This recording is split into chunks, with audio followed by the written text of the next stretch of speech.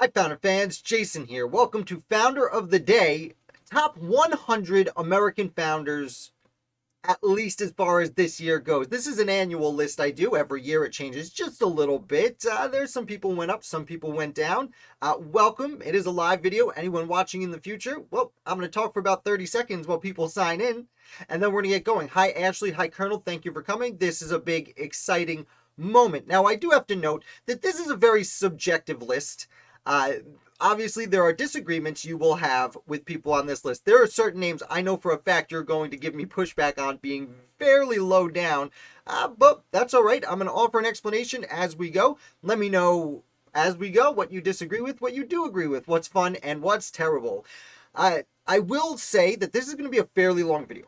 100 people is a lot of names to get through. I am going to attempt to average 1 minute per founder, which would give us just over an hour and a half worth of video here. So I'm going to run through them pretty quick, especially the first 50 or so. I'm going to gloss over. It's going to be very hard for me to not stop and talk about these American founders that I'm very excited about, as you well know. But I am going to try and push through as much as I can. Colonel already saying Austin Rowe. Okay, we'll see. We will see. The first 50, I'm going to try and fly through as fast as I can. Then there's going to be about 20 there where I focus a little bit more on why they're so high on the list. And then the top, let's say 15 to 20, you will know most of these people already, so I'm going to be justifying why I put them where they are on the list, as opposed to telling you the stories. You all know who George Washington is. Right? I don't have to get too into that. But anyway, we're going to get right to it. Let me pop up my little screen here, and we are going to start with some honorable mentions. I'm also going by memory on all these people, so we'll see how I do. Honorable mentions. These three characters were all on last year's list, but have been pushed out. So, let's see who they are. First is William Whipple. I'm a personal fan. I'm a big fan of William Whipple. I could talk about William Whipple. I could have put Prince Whipple on here, or Joseph Whipple, or Dinah Whipple. The Whipples and their relationship to slavery and liberation and the pursuit of those ideals in the Declaration of Independence in Portsmouth, New Hampshire, is a very glistening kind of scene for what freedom really meant and how slavery is treated, how it is pretty quickly being eliminated at the time. William Ellery, signer of both the Declaration of Independence and the Articles of Confederation, one of those really important American founders who is just outside the top 100 this year. He's interesting. He, at the signing of the Declaration of Independence, sat at the table everyone was signing at so he can look at their faces as they signed their death warrant. Thomas Nelson Jr., an important Southern leader, helped organize, I believe it was the Yorktown Tea Party, which is a lot of fun. And those are the three who didn't make the cut. But now, we're up to our top 100. Number 100, Gunning Bedford. Gunning Bedford was an important leader for the small states at the Constitutional Convention. He does end up signing the Constitution, but he very much had a role in creating the United States Senate, pushing for the small states to get some kind of support. Number 99, Elizabeth Freeman, fell a little bit on the list this year. She was an enslaved person in Suffolk, Massachusetts, not Suffolk, Sheffield, Massachusetts, where she heard a reading of the Massachusetts State Constitution and had the courage to go up to Theodore Sedgwick, a lawyer, and say, hey, it says everyone's free and equal. Shouldn't we follow the Constitution? And it was her courage saying that that started a series of lawsuits that ended up proving Massachusetts had already accidentally outlawed slavery when they wrote their Constitution, and was therefore ended up being a leading state in New England that, as we know, would quickly eliminate that institution. Daniel Shays is famous for Shays Rebellion. Now, he's not that important. He wasn't even the only leader of Shays Rebellion. It just kind of took his name. But Shays Rebellion was really important for a variety of reasons. It's one of when they called for the Constitution and giving it the power to suppress insurrections, Shays Rebellion was one of the main ones there, though there were several other examples of rebellions of this nature throughout the colonies. Robert Tree Paine, an interesting character, a signer of the Declaration of Independence. He actually is probably most famous for, after the Boston Massacre, John Adams famously defended these soldiers who were accused of killing the Bostonians in the Boston Massacre. Robert Treat Paine was actually on the opposite side of that battle, and he's the one who prosecuted the soldiers unsuccessfully in the Boston Massacre trial and the fallout from that. But again, he does join John Adams and Hancock and Sam Adams in signing the Declaration of Independence. Philip Livingston, new to the list this year, surprisingly. He is one of 3 Livingston family members. He has one brother and one cousin who will appear later in this show. Philip Livingston, he dies in 1778 while attending the Second Continental Congress, actually in York, when the Congress had been chased out of Philadelphia in York, Pennsylvania. And Congress has a month of mourning for him, and they all attend his funeral. However, by that point, he was an old man who had already attended the Ben Franklin's Albany Congress in 1754, the Stamp Act Congress, and the First Continental Congress, and then the Second Continental Congress, where he does sign the Declaration of Independence. So he was a huge leader leading up to and just into independence. Edmund Pendleton. Edmund Pendleton, a leader of Virginia. He was chairman of the 5th Virginia Convention, which is where Virginia declared independence just a few months before the rest of the colonies filed suit in Philadelphia. Not a very well-known name, but a really important person. And if the name Pendleton rings a bell to Hamilton fans, he was like a great uncle of Nathaniel Pendleton, who was part of that famous duel with Aaron Burr and Alexander Hamilton. All right. As you can see, we're skipping pages here. That's the cheat method I used. Edward Rutledge. Not the last Rutledge to appear. A lot older than many of the other founders. A governor of South Carolina and just an overall leader for South Carolina. Ethan Allen, a name you might recognize. Most famous as one of the leaders of the Green Mountain Boys.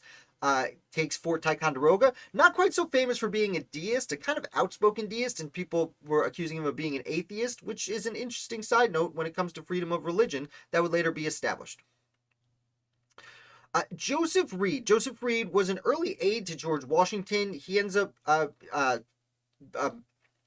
being a president of Pennsylvania for a time. I also want to give a shout out to his wife. I almost put on here. I believe it's Elizabeth Reed, who created the Ladies Association, which was a group of fairly wealthy women and even eventually not wealthy women who joined together to donate money and outfits, uniforms, and things to the soldiers. In fact, she recommended they all sew uniforms for soldiers and sew their names into each uniform they made to remind the soldiers that they were fighting for individuals as well as the nation as a whole.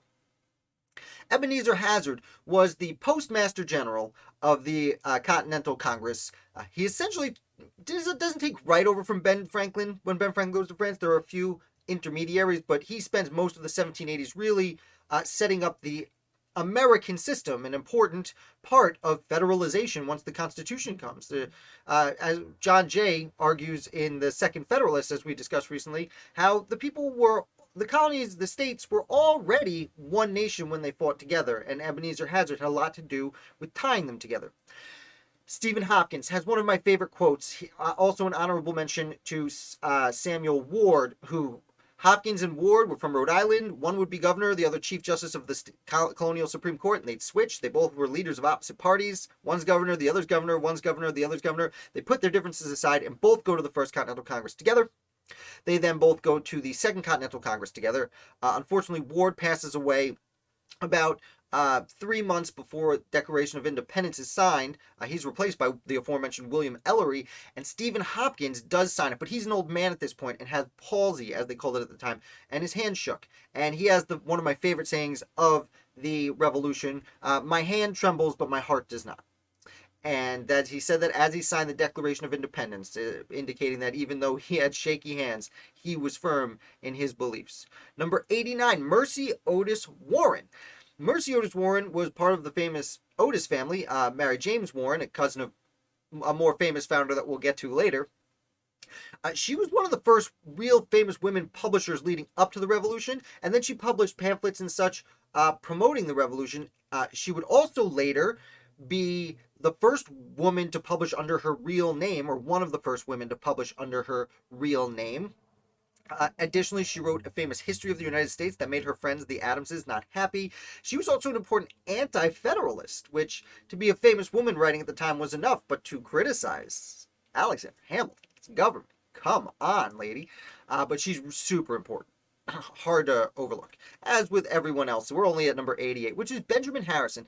Benjamin Harrison is most famous for having a son, William Henry Harrison, and great-grandson, also Benjamin Harrison, who were both presidents of the United States of America. As for Benjamin, he signed the Declaration of Independence. He was also an extremely important leader in Virginia. He served as governor of Virginia during the war, really helped out George Washington on a lot of occasions, especially with his mother, actually, who was filing for some free money from the government.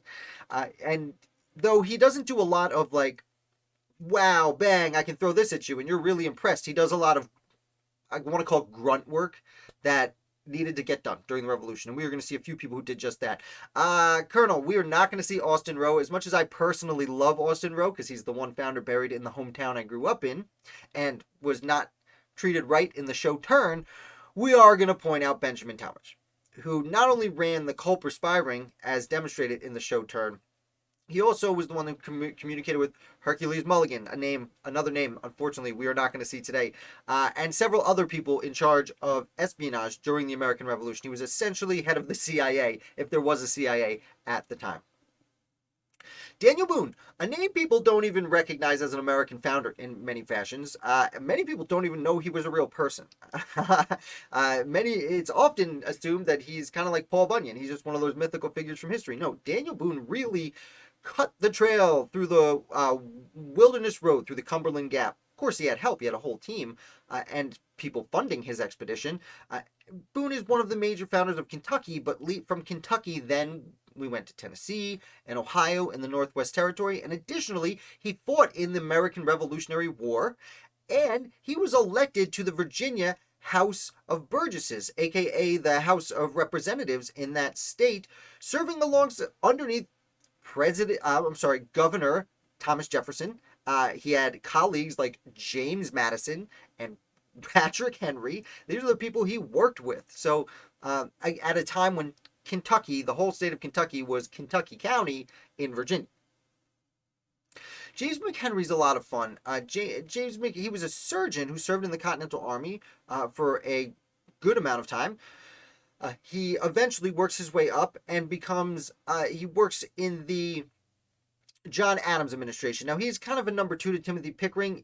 I should say he's actually hired as Secretary of War by George Washington late in his presidency. He's one of the several people in the cabinet that Adams takes from George Washington as a way to say, look, I'm not just doing my own thing here. I'm trying to be like Washington, which everyone knew John Adams was no George Washington. John Adams is a great man. His name comes back up on this list, I assure you, but it's hard to be a Washington when you follow Washington.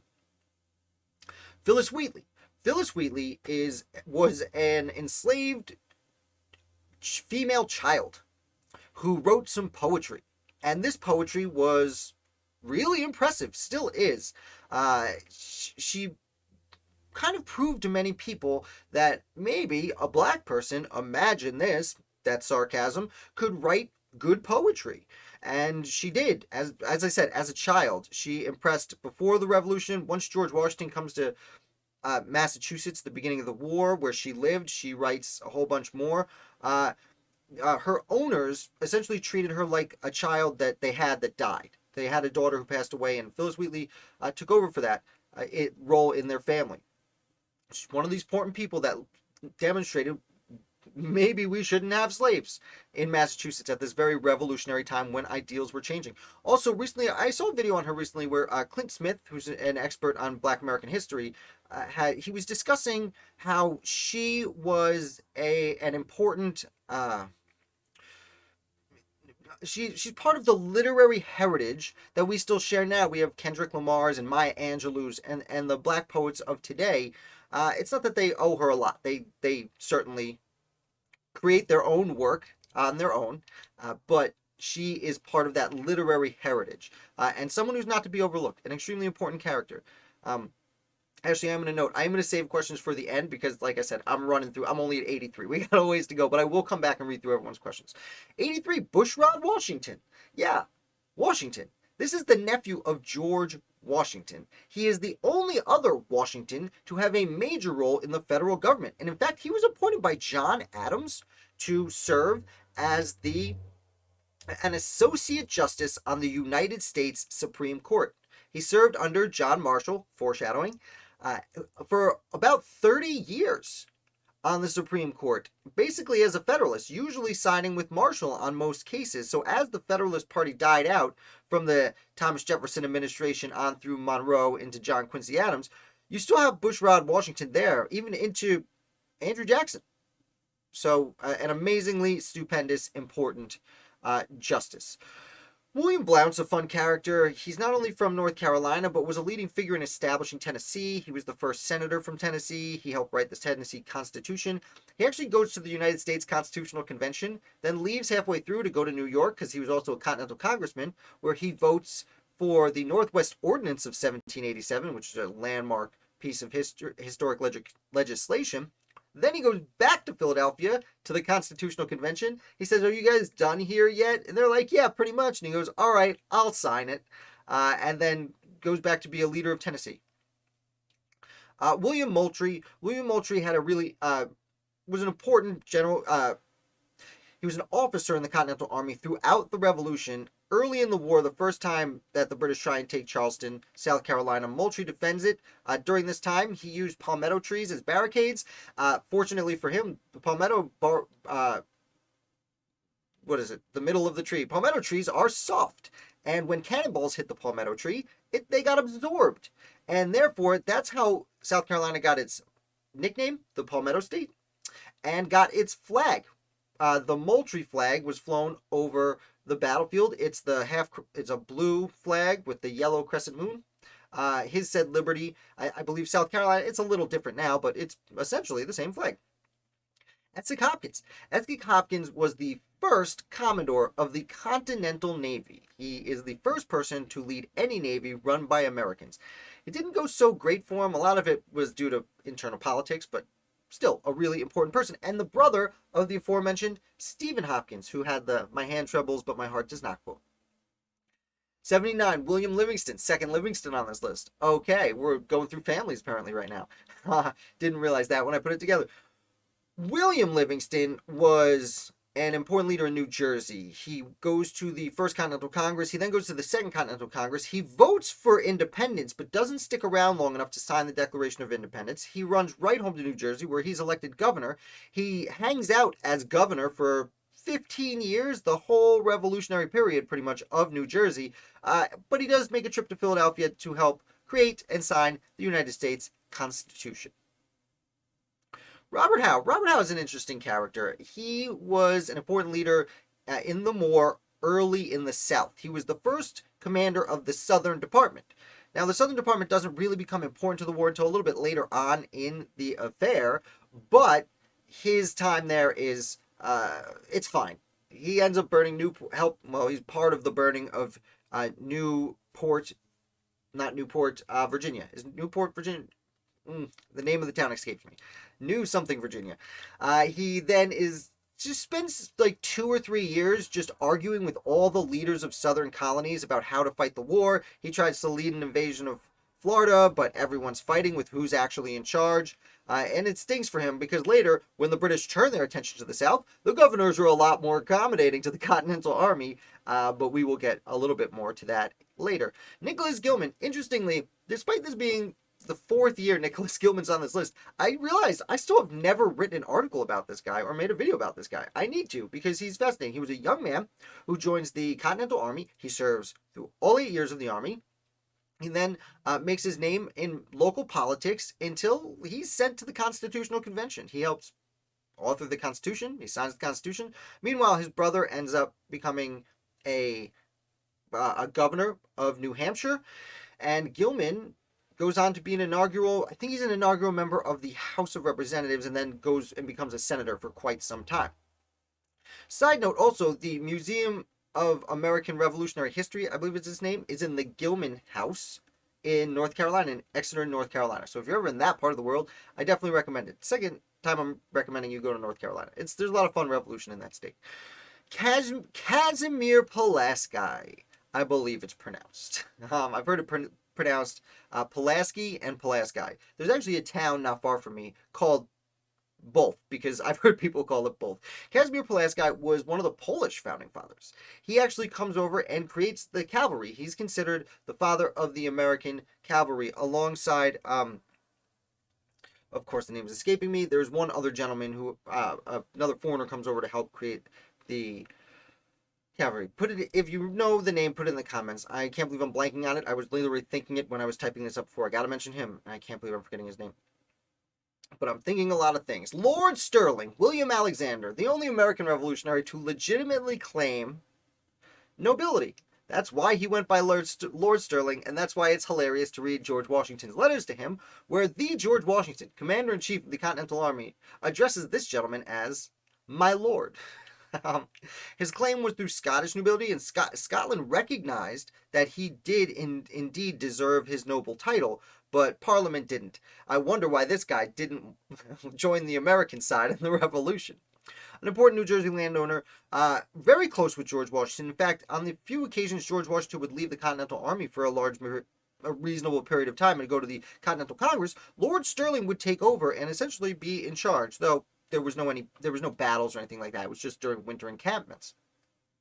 Caesar Rodney, a Delaware favorite son who has one of the most famous rides in American history. You think Paul Revere's got a ride? This guy found out they were voting for independence the next day, and you got to get from Delaware to Philadelphia, a ride of 80 miles right now. And he did, despite having cancer and therefore having a sash covering one eye, essentially riding by one eye at night during a lightning and thunderstorm. He gets there as the sun rises, walks in as they're already starting to vote, soaking wet, votes aye to approve independence, and sits down, making independence unanimous. He was also really important in local militia in Delaware, which was a heavily loyalist state. And he spent a lot of his time skirmishing with the loyalists, actually, before becoming governor of Delaware.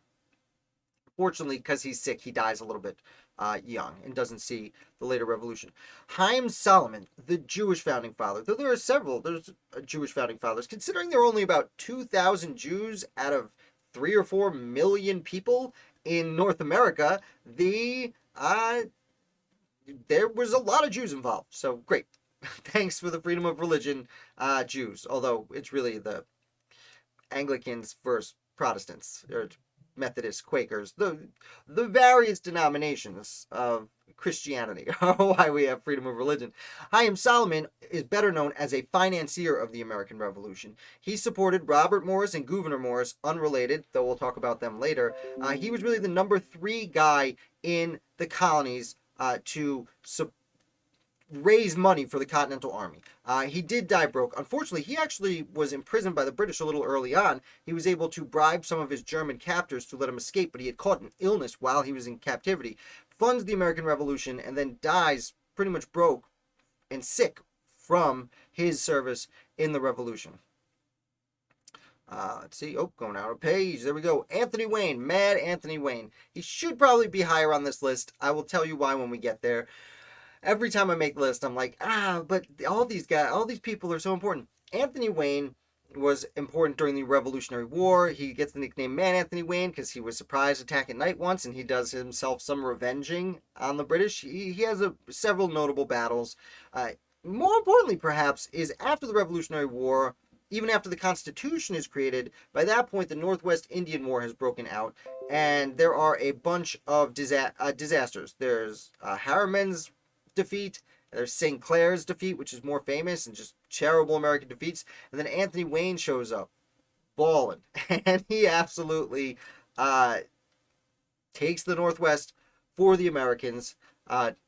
Unfortunately for the Native Americans who were trying to stop that, but fortunately for the United States at large. John Paul Jones, probably the most famous seaworthy person we will be discussing today, though not the top Navy person on this list. People are probably going to be upset that he's so far down because he actually brought the war to Great Britain, to English shores. The father of the American Navy, that's his nickname. Although he was never really number 1 in the Navy, he became most famous for it. Most of you will know the story of John Paul Jones. George Rogers Clark, speaking of the Northwest, this gentleman is the father of the American Northwest, and there's different ways to credit him with that title. The war in the West, the Western theater of the American Revolution, is easily the most overlooked part of the Revolution. These people were fighting a real hostile war, mostly against Native Americans, and it was a lot less gentlemanly over there than really anywhere else in the colonies or states after a while.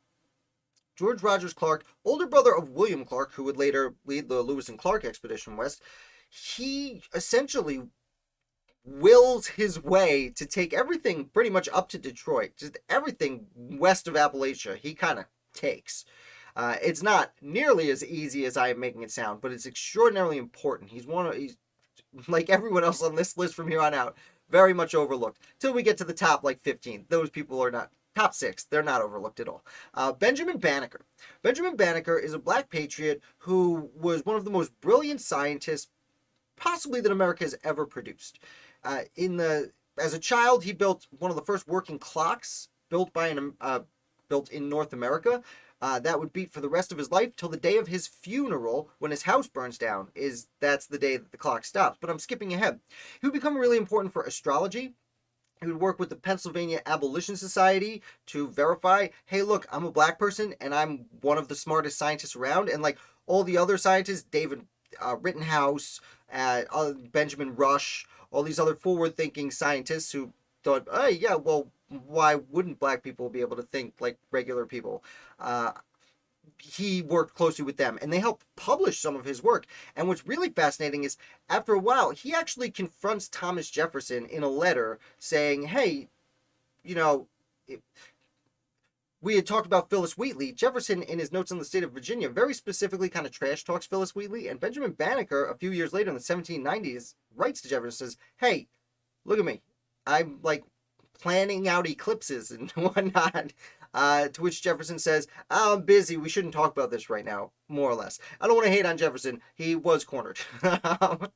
But Benjamin Banneker, if you've not heard of this guy, highly recommend you learn a little bit about Benjamin Banneker. He's arguably the first black American scientist. There are other people who can make that claim, but he does a fantastic job, much in the same vein as Phillis Wheatley did. And he deserves to be this high on this list. I know it seems low on the list, but everyone's super high. Jonathan Trumbull, governor of Connecticut, the only colonial governor to stick with his colony when it became a state.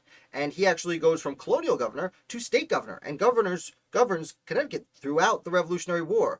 He does pass away before the Constitution is signed, but still a really, really important guy. Also, many of his sons were important for a variety of reasons. Alexander McDougall, an early New York City leader, he wrote a pamphlet that actually put him in jail for a little bit because it started a riot called the Battle of Golden Hill, which some might argue would be the first violence of the American Revolution. Most people would argue against that, but, being from New York, it's nice to take credit away from Boston gets a lot of the early credit, as we're going to see. He ends up becoming a major general in the Continental Army. He doesn't have a lot of important battles, but he's great at recruiting. He brings in a lot of support, and he becomes a leader of New York City after the war ends. Artemus Ward, another name that's very much overlooked. Artemus Ward, before George Washington is appointed commander of the Continental Army, the Battle of Lexington and Concord happens. 2 months beforehand. And in the interim 2 months, Artemus Ward takes over the Army of Observation, or it's called several things, this makeshift militia of New Hampshire, Rhode Island, Massachusetts, and Connecticut volunteers that have just kind of run out to help their friends and cornered the British Army, of all things, inside Boston. Artemus Ward is really the person in charge of that, though there are some other important people whose names have not yet been mentioned. George Mason, might be surprised to see his name this far down this list. A Virginian leader, educated many of the founders early on in their careers, leader of the House of Burgesses, writes the Virginia Constitution, primarily. Other people were involved in that, and then writes the Virginia Bill of Rights. And Thomas Jefferson has a handful of things next to him when he's writing the Declaration of Independence the following year, including George Mason's Virginia Bill of Rights. He also attends the Constitutional Convention a decade later and does not sign the document. He decides, no thank you, and goes back to the Virginia and tries to prevent the Constitution he helped create from being instituted. Unsuccessfully, obviously. Francis Marion. Now, I'll be honest, in hindsight, I should have probably switched Anthony Wayne with Francis Marion. Anthony Wayne has more famous battles later on. But Francis Marion is really important to the end of the war in the South. He is a gigantic help for Nathaniel Greene, who we'll get to. Francis Marion, he also has one of his battles, the name of it's eluding me right now because I'm just running through so many different things, but Marion has one of the only strategically unique battles in the American Revolution. I have articles, I've done videos on him, so check that out if you want to learn more. Daniel Morgan, another important American founder. He led the riflemen. Now, the rifle was a fairly new weapon that was used primarily by hunters on the western frontier. That's why when Daniel Morgan comes out from the Pennsylvania, Virginia, Ohio frontier with his riflemen, they're very helpful because the rifle, essentially, in layman's terms, the old muskets, you put a ball in, you shot it just kind of shot and went wild. The rifle puts a spin on the ball, kind of like throwing a football. It puts a spiral on it, and that helped increase accuracy at length. So Morgan's riflemen become very important. And before most of the southern colonies even send help to Massachusetts, Morgan volunteers with his men, goes up, joins the invasion of Canada, gets captured, kind of finds himself in charge when Montgomery and Arnold are both wounded and taken from the field, and because of that, that's why he's captured. Really important person in the war. Charles Lee, Major General Charles Lee. George Washington was the number one ranking person in the Continental Army. Number 2 is actually Artemus Ward, right off the bat, who we mentioned before. Number 3 was Charles Lee. He's the second ranking Major General. He had a lot of experience in the British Army, which is why he had such a high rank. He helps to fortify New York City before the British go there, helps fortify Charleston. He helps to do some pretty good things early on. And then he sours his name. And I'm not going to get into all of Charles Lee. You probably know who Charles Lee is. He's a bit of a shady character. We'll see. So I definitely recommend, if you want to learn about one of the questionable top-ranking officials of the Continental Army, Charles Lee is one you want to look into. Oh, next page. Oh, you know what? I knew it was going to happen sooner or later. Oh, and I did it. I want to put a J. I'm doing it. No, I keep hitting delete instead of enter. Oh, man. Okay, William Samuel Johnson. I feel bad because William Samuel Johnson is a very important part of the American Revolution. William Samuel Johnson actually, he goes to not only the Stamp Act Congress, but in 1754, he's one of the handful of people who goes to Ben Franklin's Albany Conference, which is the first discussion of maybe uniting the colonies for each other's mutual defense. Oh, good idea. Johnson then is one of the people who is sent to, he goes over to England to try and negotiate out of things. That doesn't work. He then comes back. Goes to the Continental Congress, where he not only represents Connecticut, but he also represents Vermont. Now, how does he represent Vermont? They're not a real thing. Yeah, Vermont was trying to become a state, but they didn't have representation because they weren't a state. William Samuel Johnson, out of the kindness of his heart, already in Congress representing Connecticut, told the people of Vermont, I will represent you too. And he did try to get them to become a state. They would eventually, but not until the Constitution was signed, which William Samuel Johnson signs. Really important guy. John Langdon, one of the New Hampshire leaders, early in the war, participates in the Battle of Fort William Mary. I believe he's at the First Continental Congress. Perhaps. I always get him confused with the next guy. John Sullivan. Now, John Sullivan he was at the First Continental Congress. No, John Langdon was not. No, William Sullivan was not. These two Johns from New Hampshire, their bodies overlap. They both became governor. They both attended Continental Congress. They were both very important people. John Sullivan, a little bit more important because he leads the Sullivan-Clinton campaign across upstate New York against the Iroquois Nation, which is an important route, trying to halt massacres. Though, as I learned last summer, there were still a lot of massacres the year after. Richard Montgomery. Richard Montgomery, like several leaders in the Continental Army, had only relocated to North America shortly before the Revolutionary War because they had commissions in the British Army. They resigned their commission and they wanted to live a wealthier lifestyle, so they moved to a place a little bit more affordable. Something I did myself about a decade ago. Not that I'm wealthy, just the lifestyle. Richard Montgomery is slow to take up arms against his former country. He marries into the Livingston family, so count that. He doesn't really want to do much, but he's elected to the New York Provincial Assembly by his constituents, or by his neighbors, essentially, and then he's convinced to join the war. This doesn't go so great for him because he is almost immediately appointed as a brigadier general in the Continental Army, one of the highest ranking brigadier generals.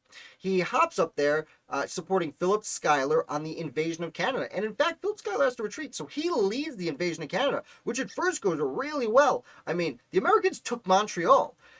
We had it. It was ours.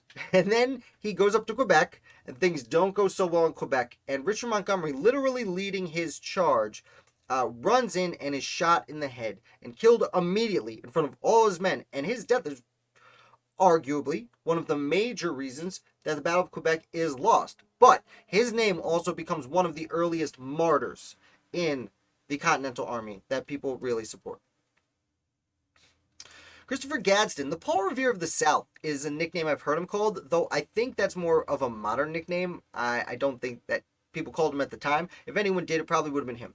If you know Christopher Gadsden, you know him because he had the Don't Tread on Me flag. The yellow snake flag that says Don't Tread on Me, Gadsden over here. He designed that. So he's definitely got a lasting legacy. I mean, you see him all over the place, so he's got that. Additionally, Christopher Gadsden attended the Stamp Act Congress as a young man from South Carolina.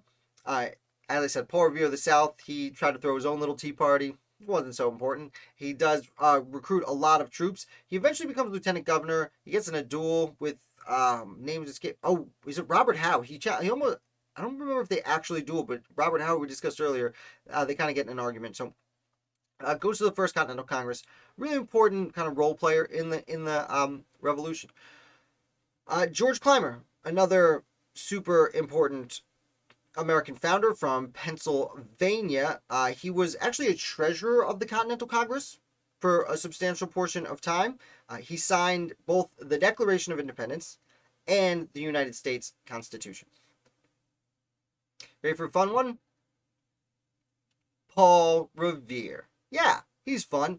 Now, some of you are saying, how is Paul Revere so low on this list? Well, first of all, we got a lot of quality names coming up.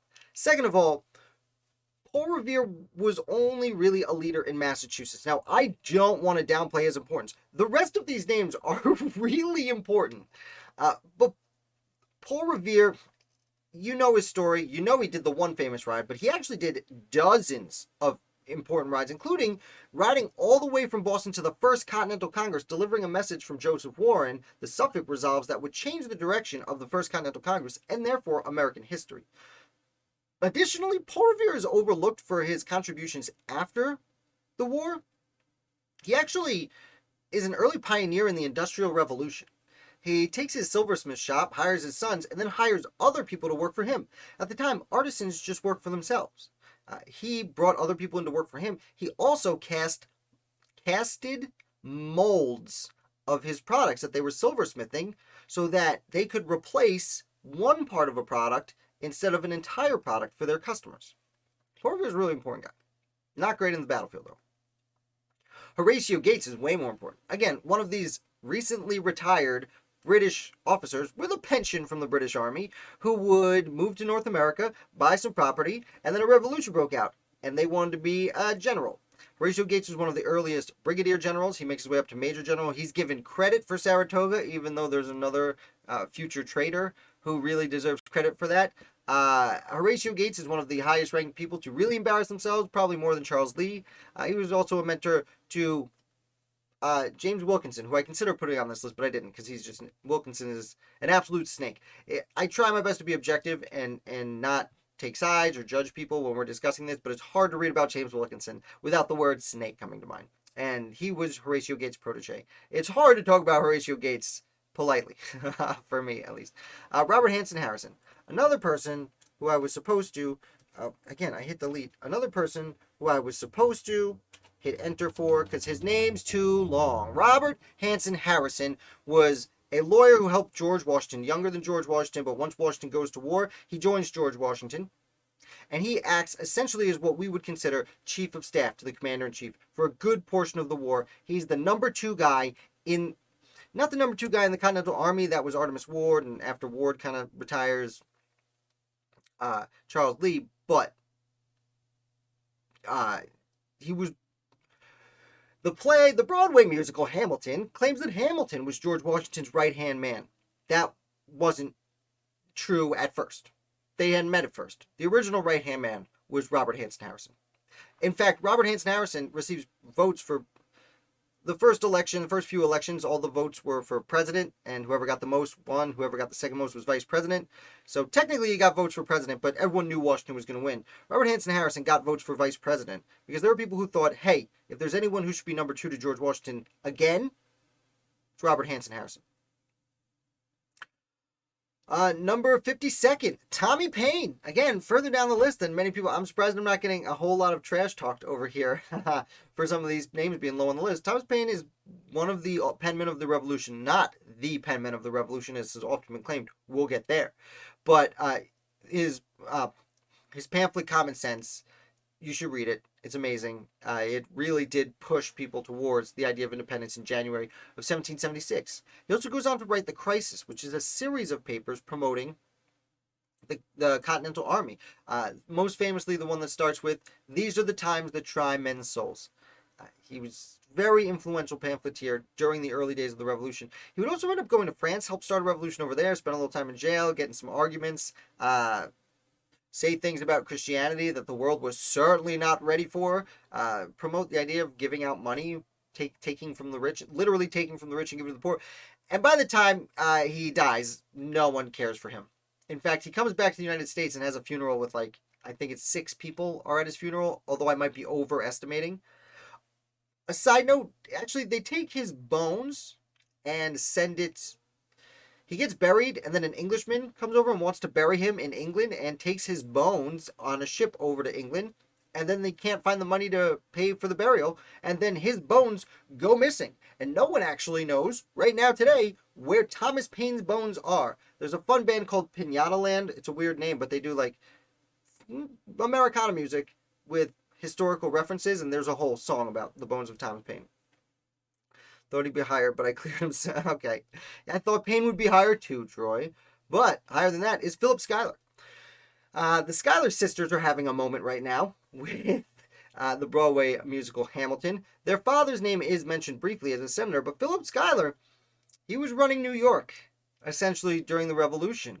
As I mentioned, we get George Washington is commander-in-chief, then Artemus Ward is the highest-ranking major general, then Charles Lee, then Philip Schuyler. Now, Philip Schuyler has very little history in the militia. He's been in the militia, but he's never really led men. He's better known for recruiting men and funding the efforts. Additionally, when some people from Vermont and Massachusetts and Connecticut invaded New York and took Fort Ticonderoga, let's just say New York was not excited about that. And one of the things that the Continental Congress did to ease New York's fears is make the 3rd highest major general from New York. And they chose Philip Schuyler. He has kind of a rough go with it. He falls ill, and that's why Montgomery goes up, invades Canada under Schuyler's command. Then everything goes wrong. They evacuate. He gets into arguments with Horatio Gates. He then ends up eventually resigning. He does get a court-martial, which clears him of all wrongdoing. He then later would go on to be an inaugural member of the United States Senate, and one of those people who really built upstate New York. And maybe I'm biased because I live in upstate New York, but there he is. Matt Anthony Wayne. Hey, Matt, welcome. Welcome back. Yes, Matt Anthony Wayne would not be very happy. Number 50, Tench Coxe. Some people tell me it's pronounced Cox. Looks like Coxe to me, but get mad at me if you like. This is a name many of you might not have heard, and you might be absolutely astonished that a name you haven't heard is over some of the names you have heard of before. Tench Coxe was a young man who kind of stayed out of the Revolution, from one of those wealthy Philadelphia families who's like, tell us who wins and we'll help you out. Tench does this. He actually goes to the 1786 Annapolis Convention. He does not go to the Constitutional Convention, but Tench Coxe is essentially the first American economist, if I can say that. The Constitutional Convention met on a Monday. The Friday before, Tench Coxe had a meeting, or gave a presentation, to the 2 largest delegations, Virginia and Pennsylvania. And he told them about a wide variety of things, of how we can improve this nation. including manufactures. He references steam power. He's a lot of forward-thinking things. And then when the new government's around, he, one of Alexander Hamilton's buddies, comes in, and as one of the few people who can think financially on the same level as Alexander Hamilton, really helps institute Hamilton's assumption plan. He's not really doing the work. He's just advising primarily. He does have a position. I don't remember exactly what he was, like comptroller or something like that. Assistant secretary to the treasurer or something of that nature. I don't remember his exact title, but his input in those early years really helped create the foundation of the United States we still live in. So even though he has kind of a small role, and as we go along, you'll see the higher ranked founders are ones that have roles generally in both during the war and then during the creation of the government, because that's from my perspective, entirety of the American founding.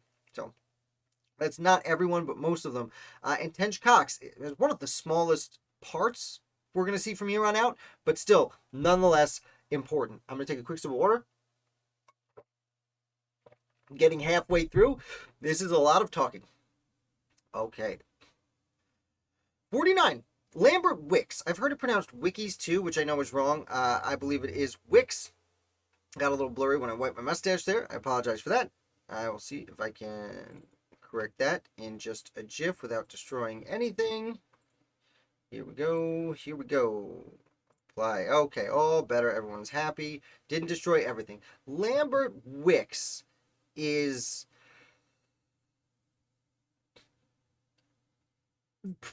arguably the most successful naval commander of the American Revolution during the Continental Navy. I know John Paul Jones is a lot more famous name, and he's a lot farther down this list, and is kind of rightfully, because of his fame, considered the father of the American Navy. Lambert Wickes dies suddenly on his return. His ship sinks on his return to the United States at one point, but he went around just annihilating British ships at sea. Also, like John Paul Jones, scared many of them in their own harbors. Wickes, it would be hard to argue anyone had a more successful naval career for the Continental Navy than Lambert Wickes. 48. Henry Lawrence, not as famous as his son John Lawrence, who was also having a moment because of the musical Hamilton. Henry Lawrence was a South Carolina leader. He did own a vast amount of slaves, I should note. Of all the people we're going to discuss today, he had one of the largest slave plantations, which his son argued against, to be fair.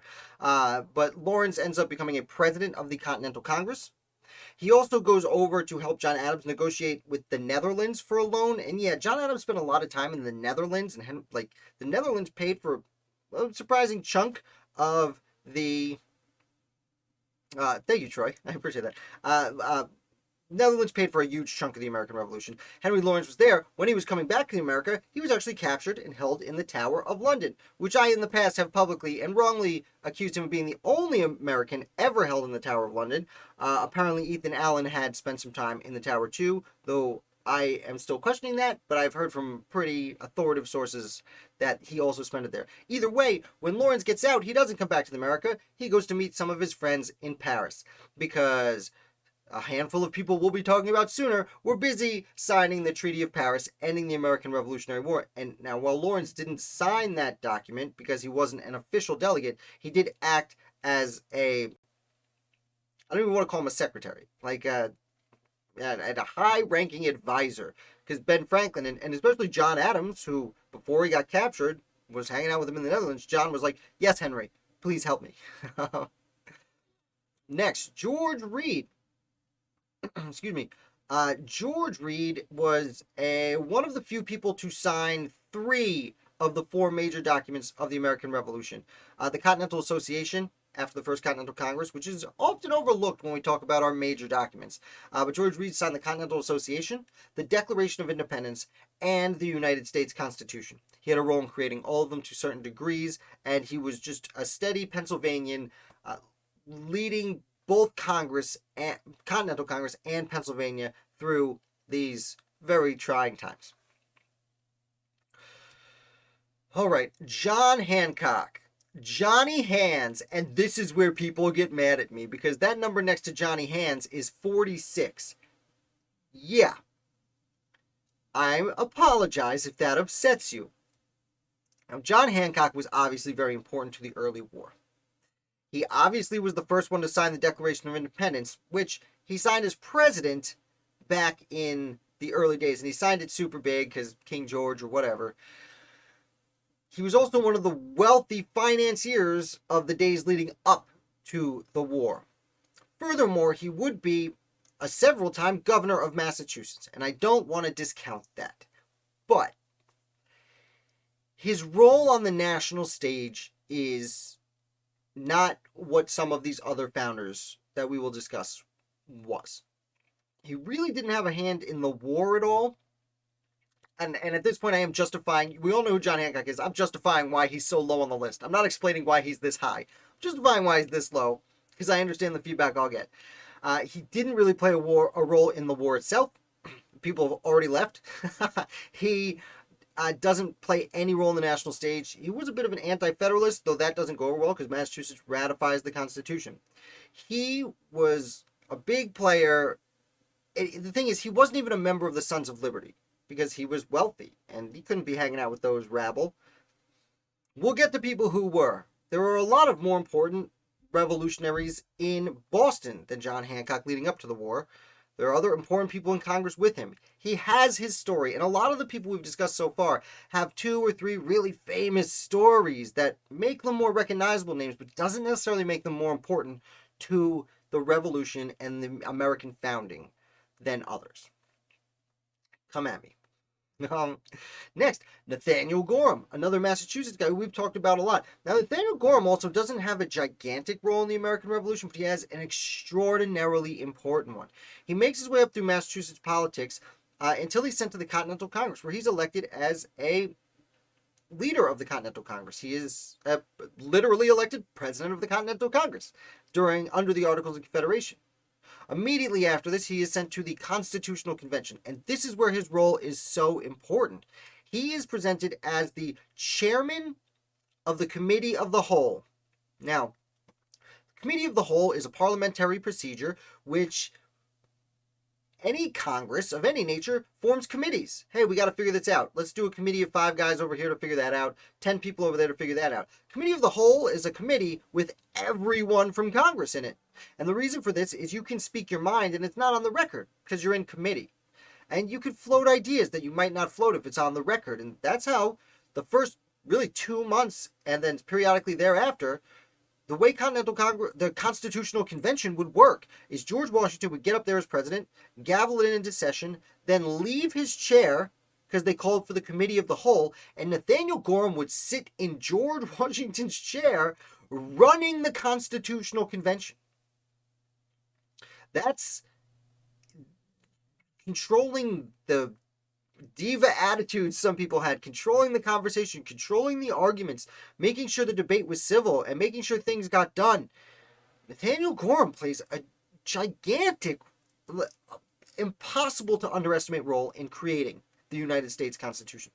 Also, side note, just before the Constitution was created, Gorham was one of many people who were worried about the Articles of Confederation, and he wrote a letter as president of the Continental Congress, which was supported by several other people, by the way, to Prince Henry of Prussia, the younger brother of Wilhelm the Great, Frederick the Great. Let's say it again. The King of Prussia writes to his little brother, Prince Henry, and says, hey man, just gauging your interest here, you want to be King of America? Now that doesn't work out, and rumors would fly for a long time about the Federalist Party for this, until it was proven true decades later. But it's a really fun story I like to tell about Nathaniel Gorham. Thanks, Lena. I appreciate it. Thank you guys for coming. Troy, thanks for acknowledging my justification. Charles Thompson. Charles Thompson was secretary of the Continental Congress.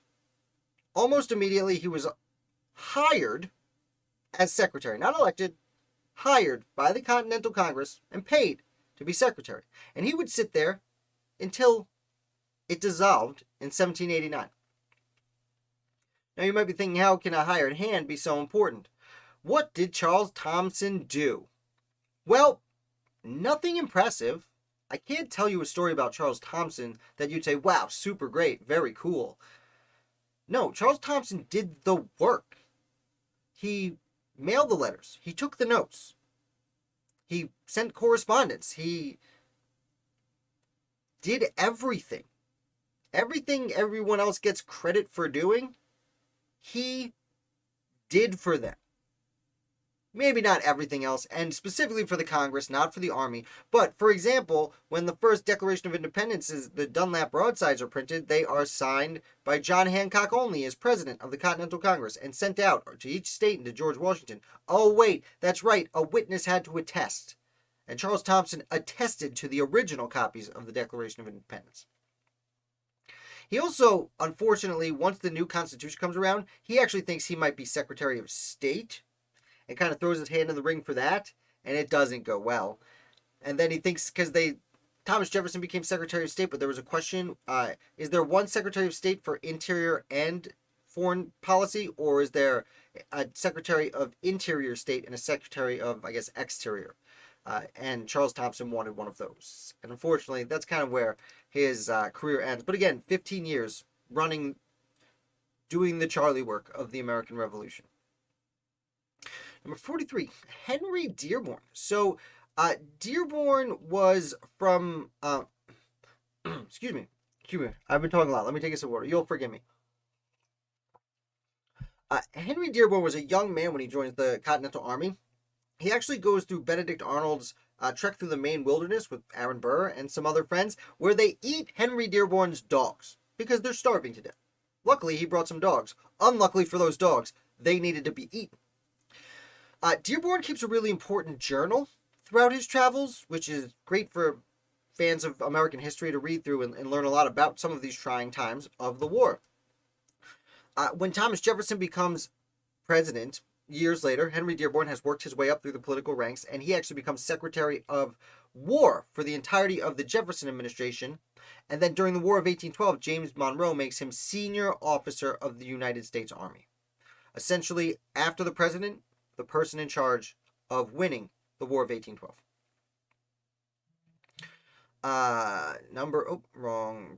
Number 42, Francis Dana. One of these guys running around in the background, running all over the Western world to get no credit as an American revolutionary. Francis Dana, he is almost immediately sent to England after Lexington and Concord. Once Lexington and Concord happens, they put Francis Dana on a boat, and they say, go resolve this.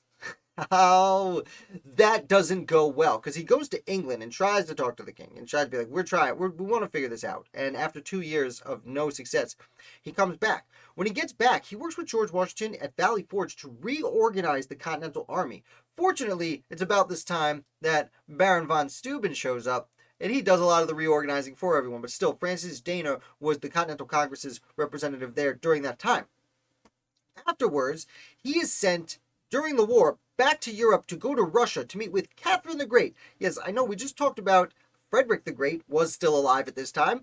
Catherine the Great was also alive during the American Revolution, and Francis Dana talks to her. Well, he tries to, but Russia doesn't want to acknowledge the Americans' independence because they don't want to start a war with Britain. In fact, Russia does its best to stay out of everything.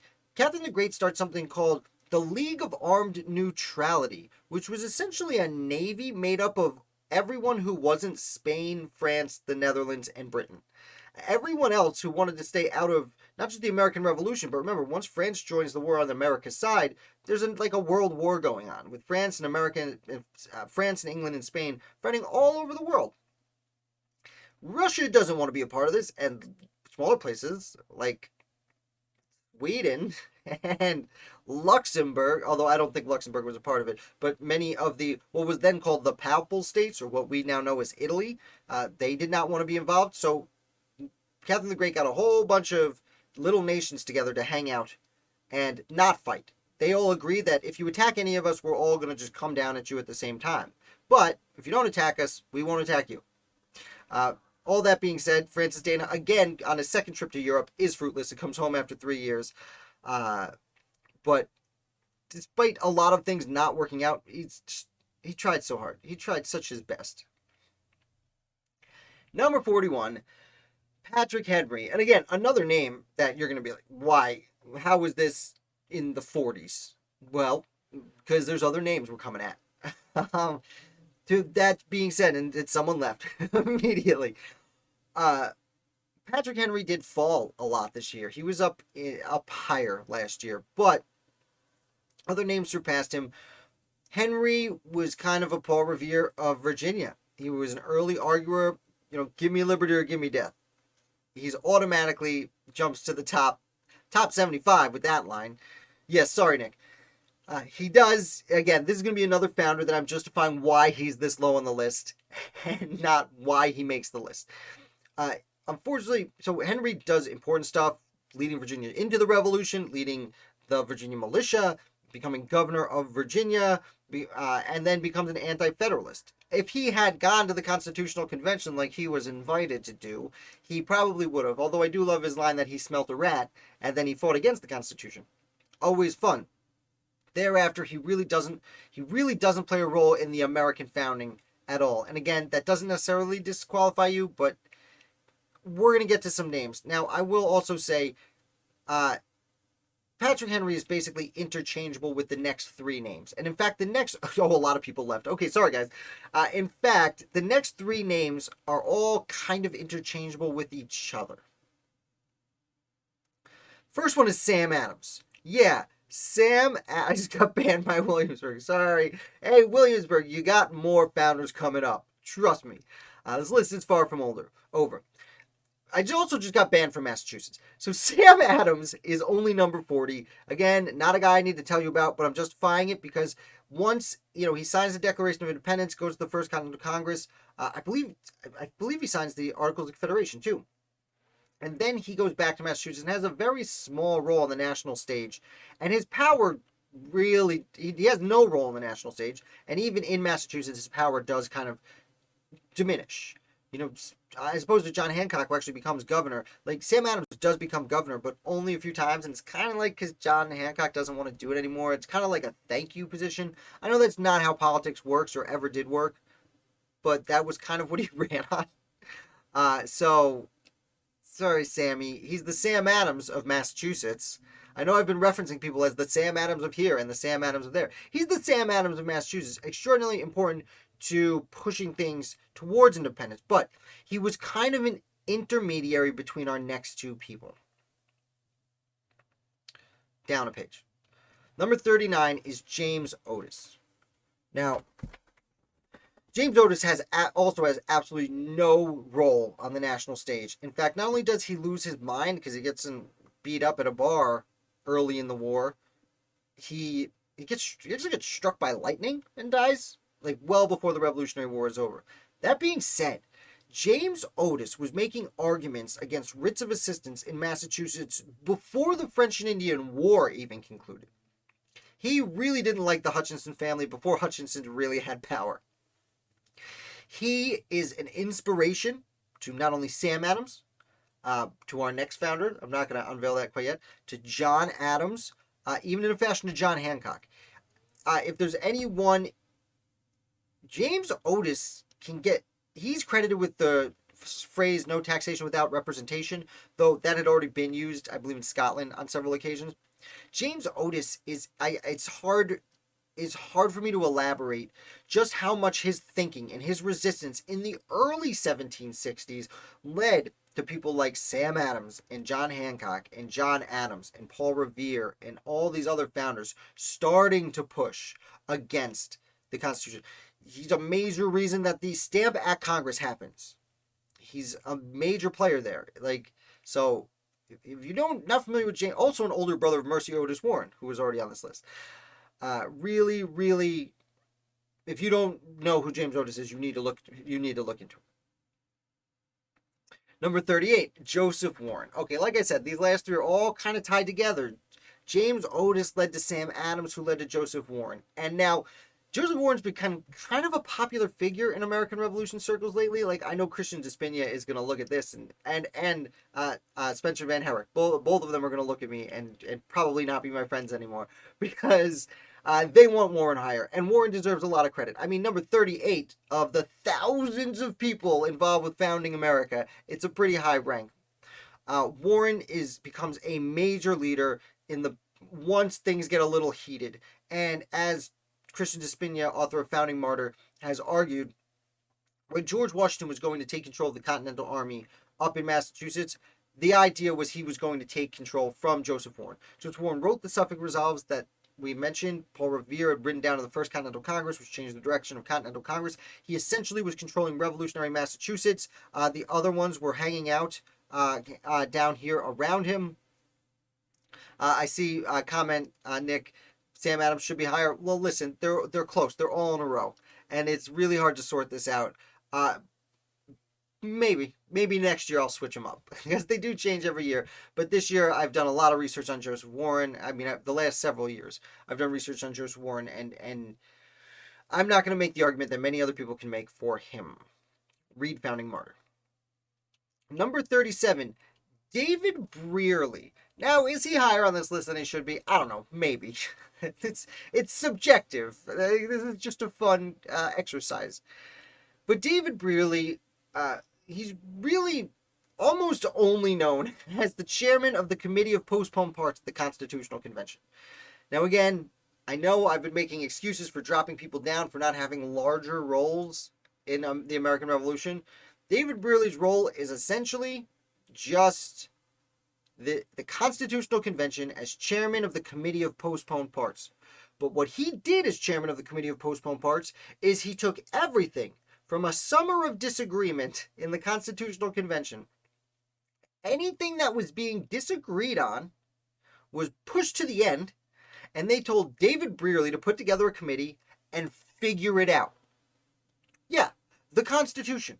All the stuff that this great body of men couldn't seem to figure out, and the quotes are a joke, but this great body of men couldn't figure out, they threw to David Brearley.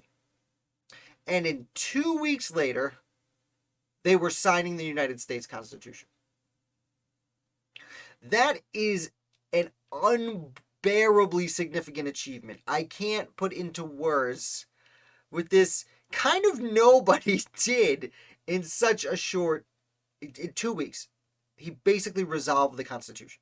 And he doesn't get all the credit, of course, and he didn't write the Constitution, style it, per se, but to be able to resolve all the disagreements and have not everyone there, most of the people there say, okay, I can deal with this, which unfortunately is how the Constitution kind of came into effect. It was a bunch of people saying, I can deal with this.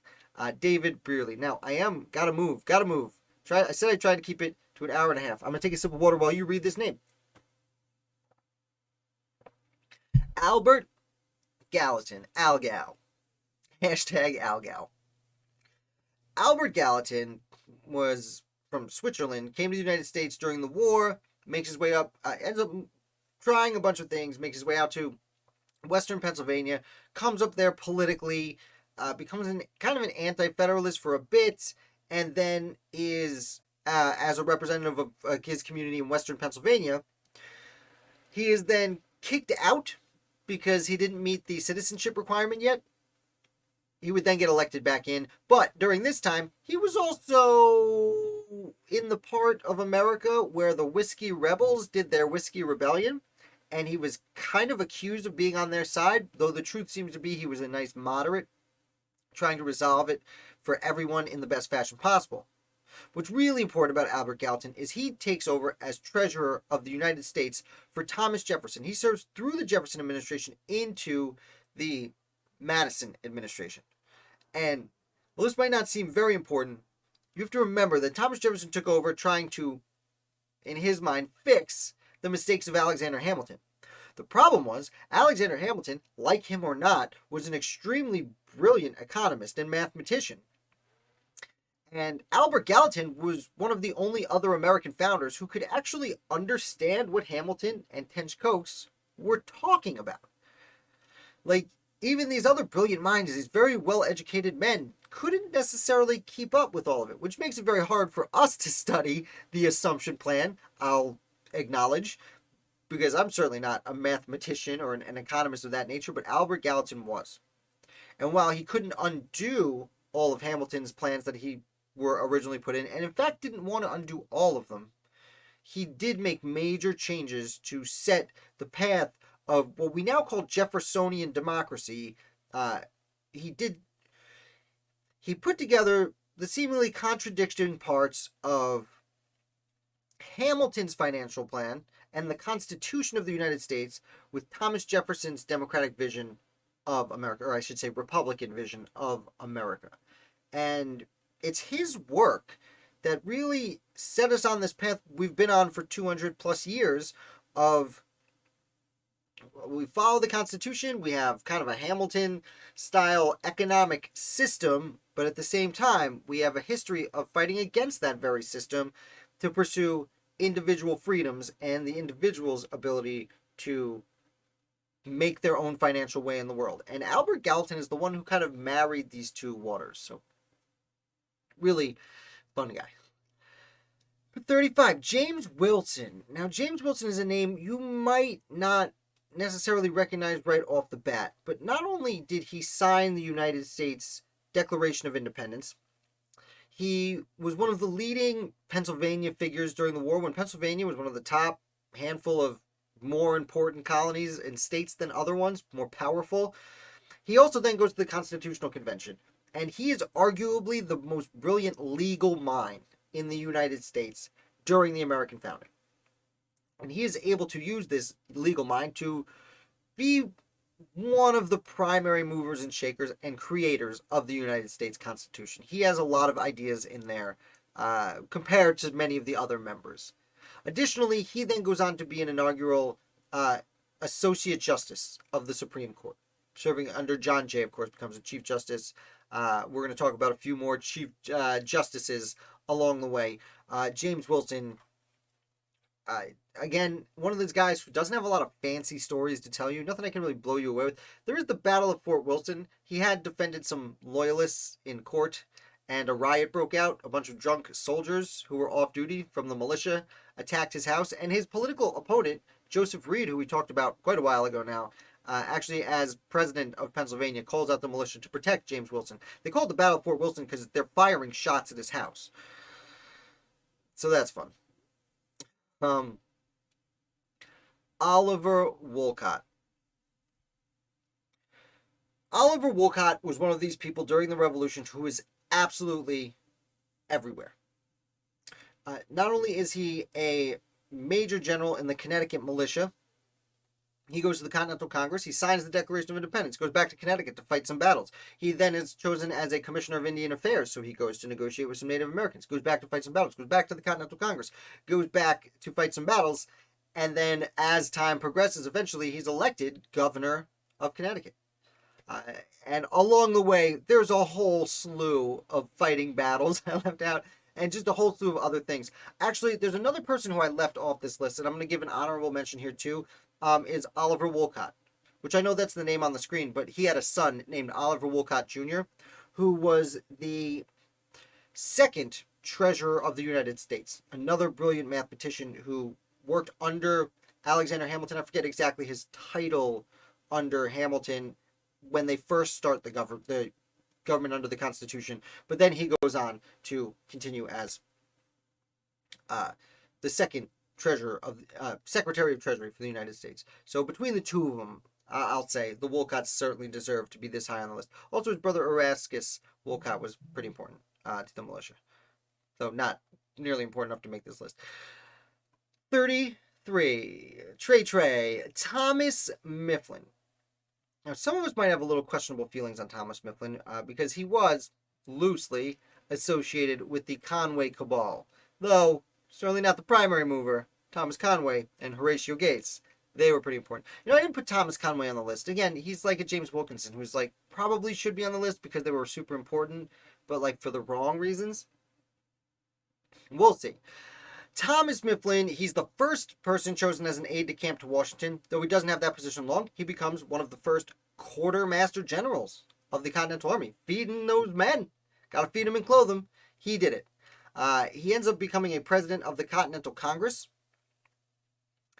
He also would become later governor of Pennsylvania, and he was a signer of the United States Constitution. He actually, if you ever watch the TV show The Office, which takes place in Pennsylvania, They work at Dunder Mifflin, and I understand that the Mifflin in Dunder Mifflin is a reference to Thomas Mifflin. I'm just realizing there is another person I left off this list that I probably should. I don't. Arthur St. Clair didn't make the list this year, and he probably should have. Man, every year I just second guess myself for like hours. Like this was a very long week, and I'm very dissatisfied with how it came out. Number 32, George Wythe. Wythe was your founder's founding father. Wythe helped literally educate many of the men who would lead the American founding in the law. He was important in a variety of ways. He signed the Declaration of Independence. He went to the Constitutional Convention. He did not sign the Constitution. He leaves a few months early. And then I'm missing a bunch of stuff. Just leading Virginia when Virginia was the most important colony and then most important state. It's hard to argue that there was another state more powerful and important to the Union than Virginia throughout these early years. Wythe was one of their leaders. The list of names I could run off: the Tuckers. He eventually teaches Henry Clay the law. So he's basically the law professor at William and Mary, which is one of the few colleges around at the time teaching law, and just his influence on the development of those who would create American laws, not just at the founding and during the early republic, but even the second generation of American leaders, really owe a gigantic debt of gratitude to George Wythe, whose name I understand is pronounced Wythe and not Wythe, despite what you may have seen if you watched my videos from a few years ago. The content's right, the pronunciation's wrong. Number 31, Richard Henry Lee. I'm going to take a sip of water while you guys criticize me. Now, to be honest, for a moment this week, Richard Henry Lee plummeted down this list. Plummeted. I have reconsidered and moved him back up, not as far as he was, but pretty far up, because he was a political leader. And I know that Patrick Henry was a lot further down this list than Richard Henry Lee when they once were close together on the list. And Patrick Henry also did some great things, but Richard Henry Lee is a real leader of the Continental Congress from Virginia. And the Continental Congress needed to make Virginia happy. And to make Virginia happy, you had to make Richard Henry Lee happy. I mean, his younger brother Francis Lightfoot Lee was also in the room when they signed the Declaration of Independence together. He was in, he has two brothers, Arthur and William, both in Europe acting as diplomats. Arthur Lee, not my favorite because he argues with a few future founders we're going to discuss. He's also the one who gets up and proposes at the Continental Congress that these united colonies are and upright ought to be free and independent states. And I can't even really get through it without tearing up. So that jumps him way up the list. You know about Richard Henry Lee. We're going to move right along. Number 30, Benjamin Rush. Benjamin Rush was not just a signer of the Declaration of Independence. He didn't just found America politically. He founded America scientifically and socially. He's the founder of psychiatry, the American Psychiatry. He is given credit for that. He's on the American Psychiatric Association's logo. Their shield has his face on it. Whatever you think about psychiatry, it's become very important. Now, he didn't necessarily call it that at the time. He was one of the first people looking into mental health.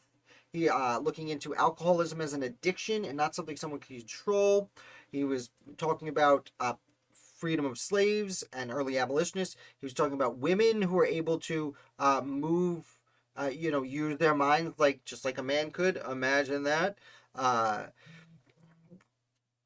Unfortunately, a lot of the things Benjamin Rush did, he used the scientific method and tried to come up with logical explanations for some of the tragedies in the world around him. Those weren't necessarily always right. He thought black people were just like white people. They could behave just like white people. They also had a disease that made their skin black and could be cured, and they could be white. Obviously, I don't agree with that. I hope that's obvious.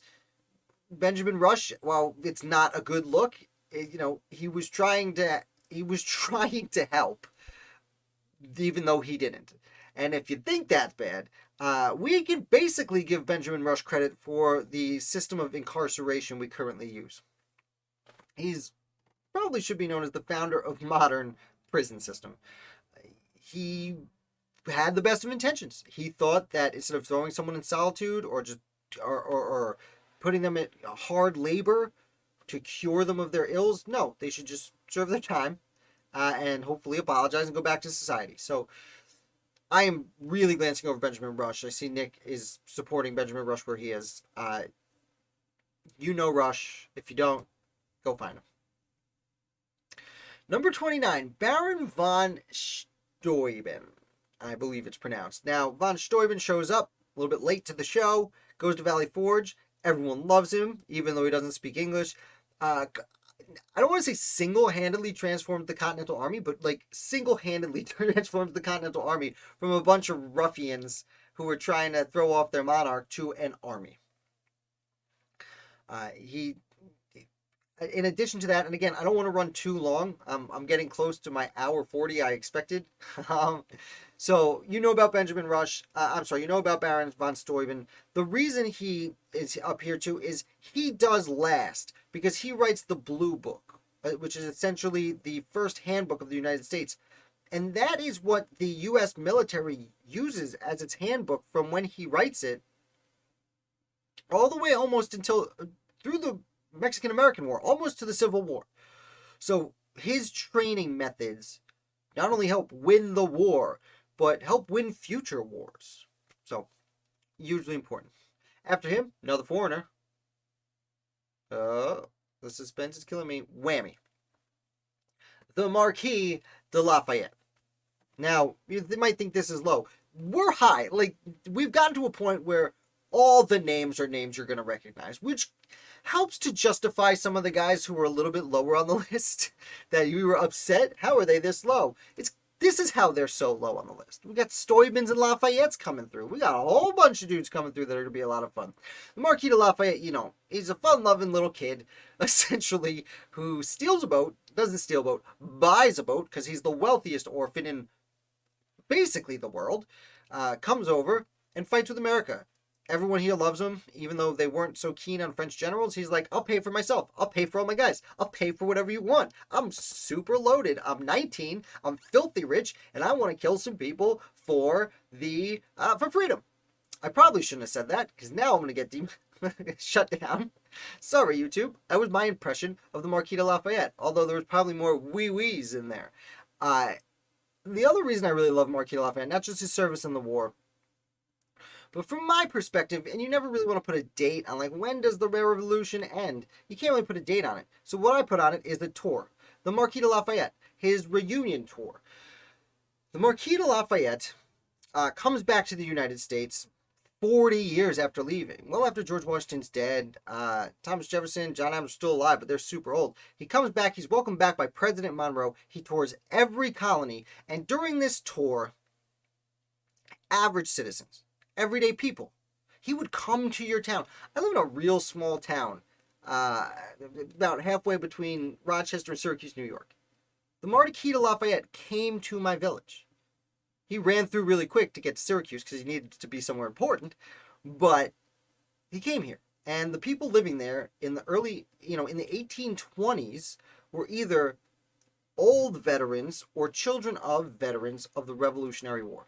And they could literally say goodbye to the general and literally say goodbye to the Revolutionary War. So from my perspective, the end of the American Revolution and the transition into what's essentially the age of Jackson, is the Marquis de Lafayette tour, who goes and stops at the Hermitage and talks to Andrew Jackson for a while. He gets here when it's President Monroe. He leaves when it's President John Quincy Adams, who himself was the literal son of a founder, though I do often consider John Quincy to be a founder. He's not enough of a founder to be on this list, kind of like Andrew Jackson. They're more the next generation, but they were both participants in George Washington's administration. Let's carry on. Whammy. Charles Cotesworth Pinckney. A name you might be surprised is this high on the list, but he was really important to the war. He was a general in the war. He ends up becoming more important after the war ends, but he did fight in the Revolutionary War, make a name for himself there. He then goes to the Constitutional Convention, where he signs the United States Constitution. George Washington then sends him as a minister to France, where he is negotiating during the whole French Revolution thing, which was tough. He then comes back, and I'll give a shout out to his brother, Thomas Pinckney. His brother runs for essentially vice president with John Adams as John Adams' running mate.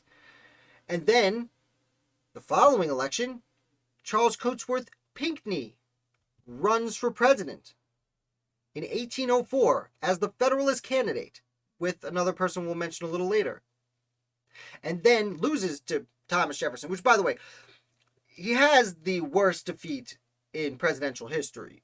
The most landslide victory to this day we've ever had was Charles Cotesworth Pinckney. So, 4 years later, the Federalist Party decides to run him again. He actually does better the second time. This time it's against James Madison. Now, I know this stuff might not sound on the face of it to be that important, but this is early party politics while they're sorting it out. Like, when his brother runs in 1796, when his brother runs in 1800 against Thomas Jefferson, that's when the whole Burr-Hamilton thing kind of bounces. Bye, Lena. Thank you for coming. Either way, I've lost my train of thought a little bit. Charles Cotesworth Pinckney, if you don't believe me why he should be this high on the list, please go read about some of his achievements and how, as the presidential candidate during some of the most tumultuous years in early American history, he was extremely important.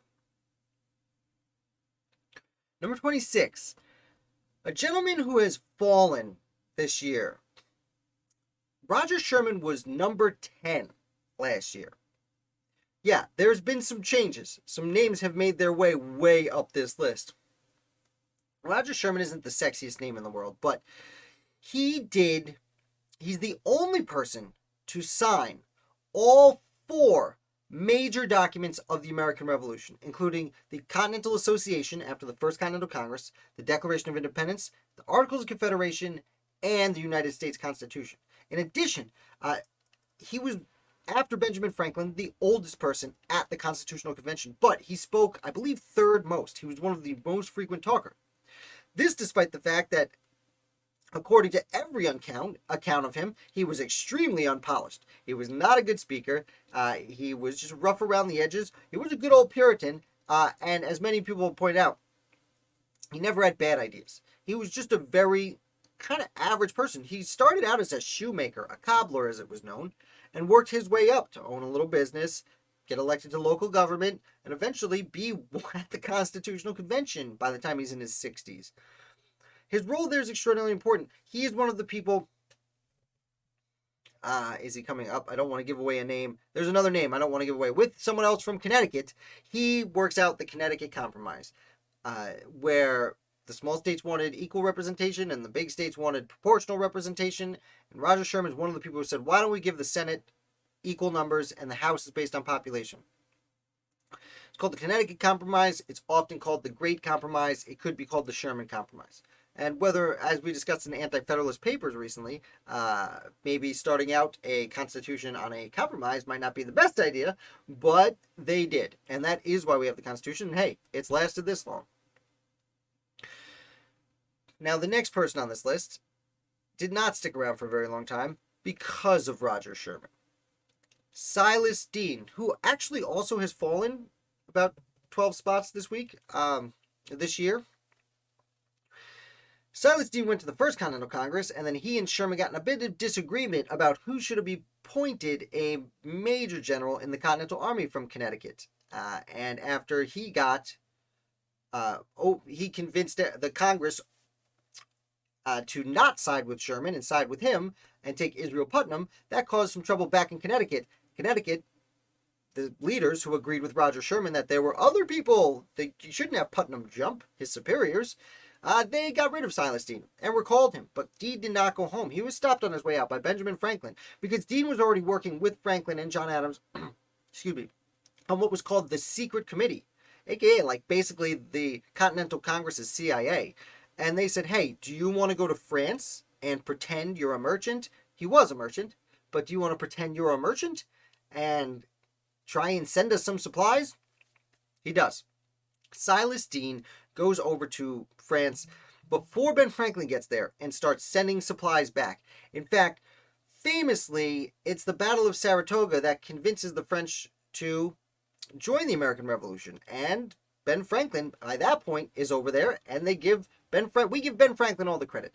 The truth is, Silas Deane sent home most of those supplies that were used to win the Battle of Saratoga. Unfortunately for Deane, when he returns to America, where he should be treated as a hero, because he returns with not only recognition from France that America is a nation, he also is with the first ambassador to the United States from any other nation, and he is on the flagship with the admiral of the French Navy. He returns to America with the French Navy, the only one who could really stand up to Great Britain. Wow, that's great. Great job, right? No, unfortunately, and this is why I wish I dropped Richard Henry Lee down a little farther.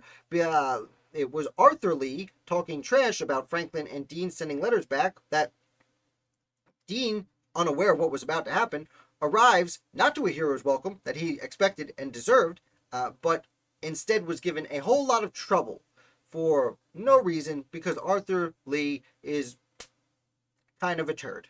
I don't know how else to say it. And even like you see biographies of Richard Henry Lee where they like kind of brush over this little bit here. Unfortunately, that is what happened, and they keep putting his trial off. Eventually, Lee thought he would go back, and Lee's real problem was, Deane thought he was going to return to France, and his real problem was he never wrote in his book. He was a spy, essentially, for most of the time, and he kept a merchant book, and in there he kept his notes for what he was doing, and he didn't bring that with him for some reason back to the United States.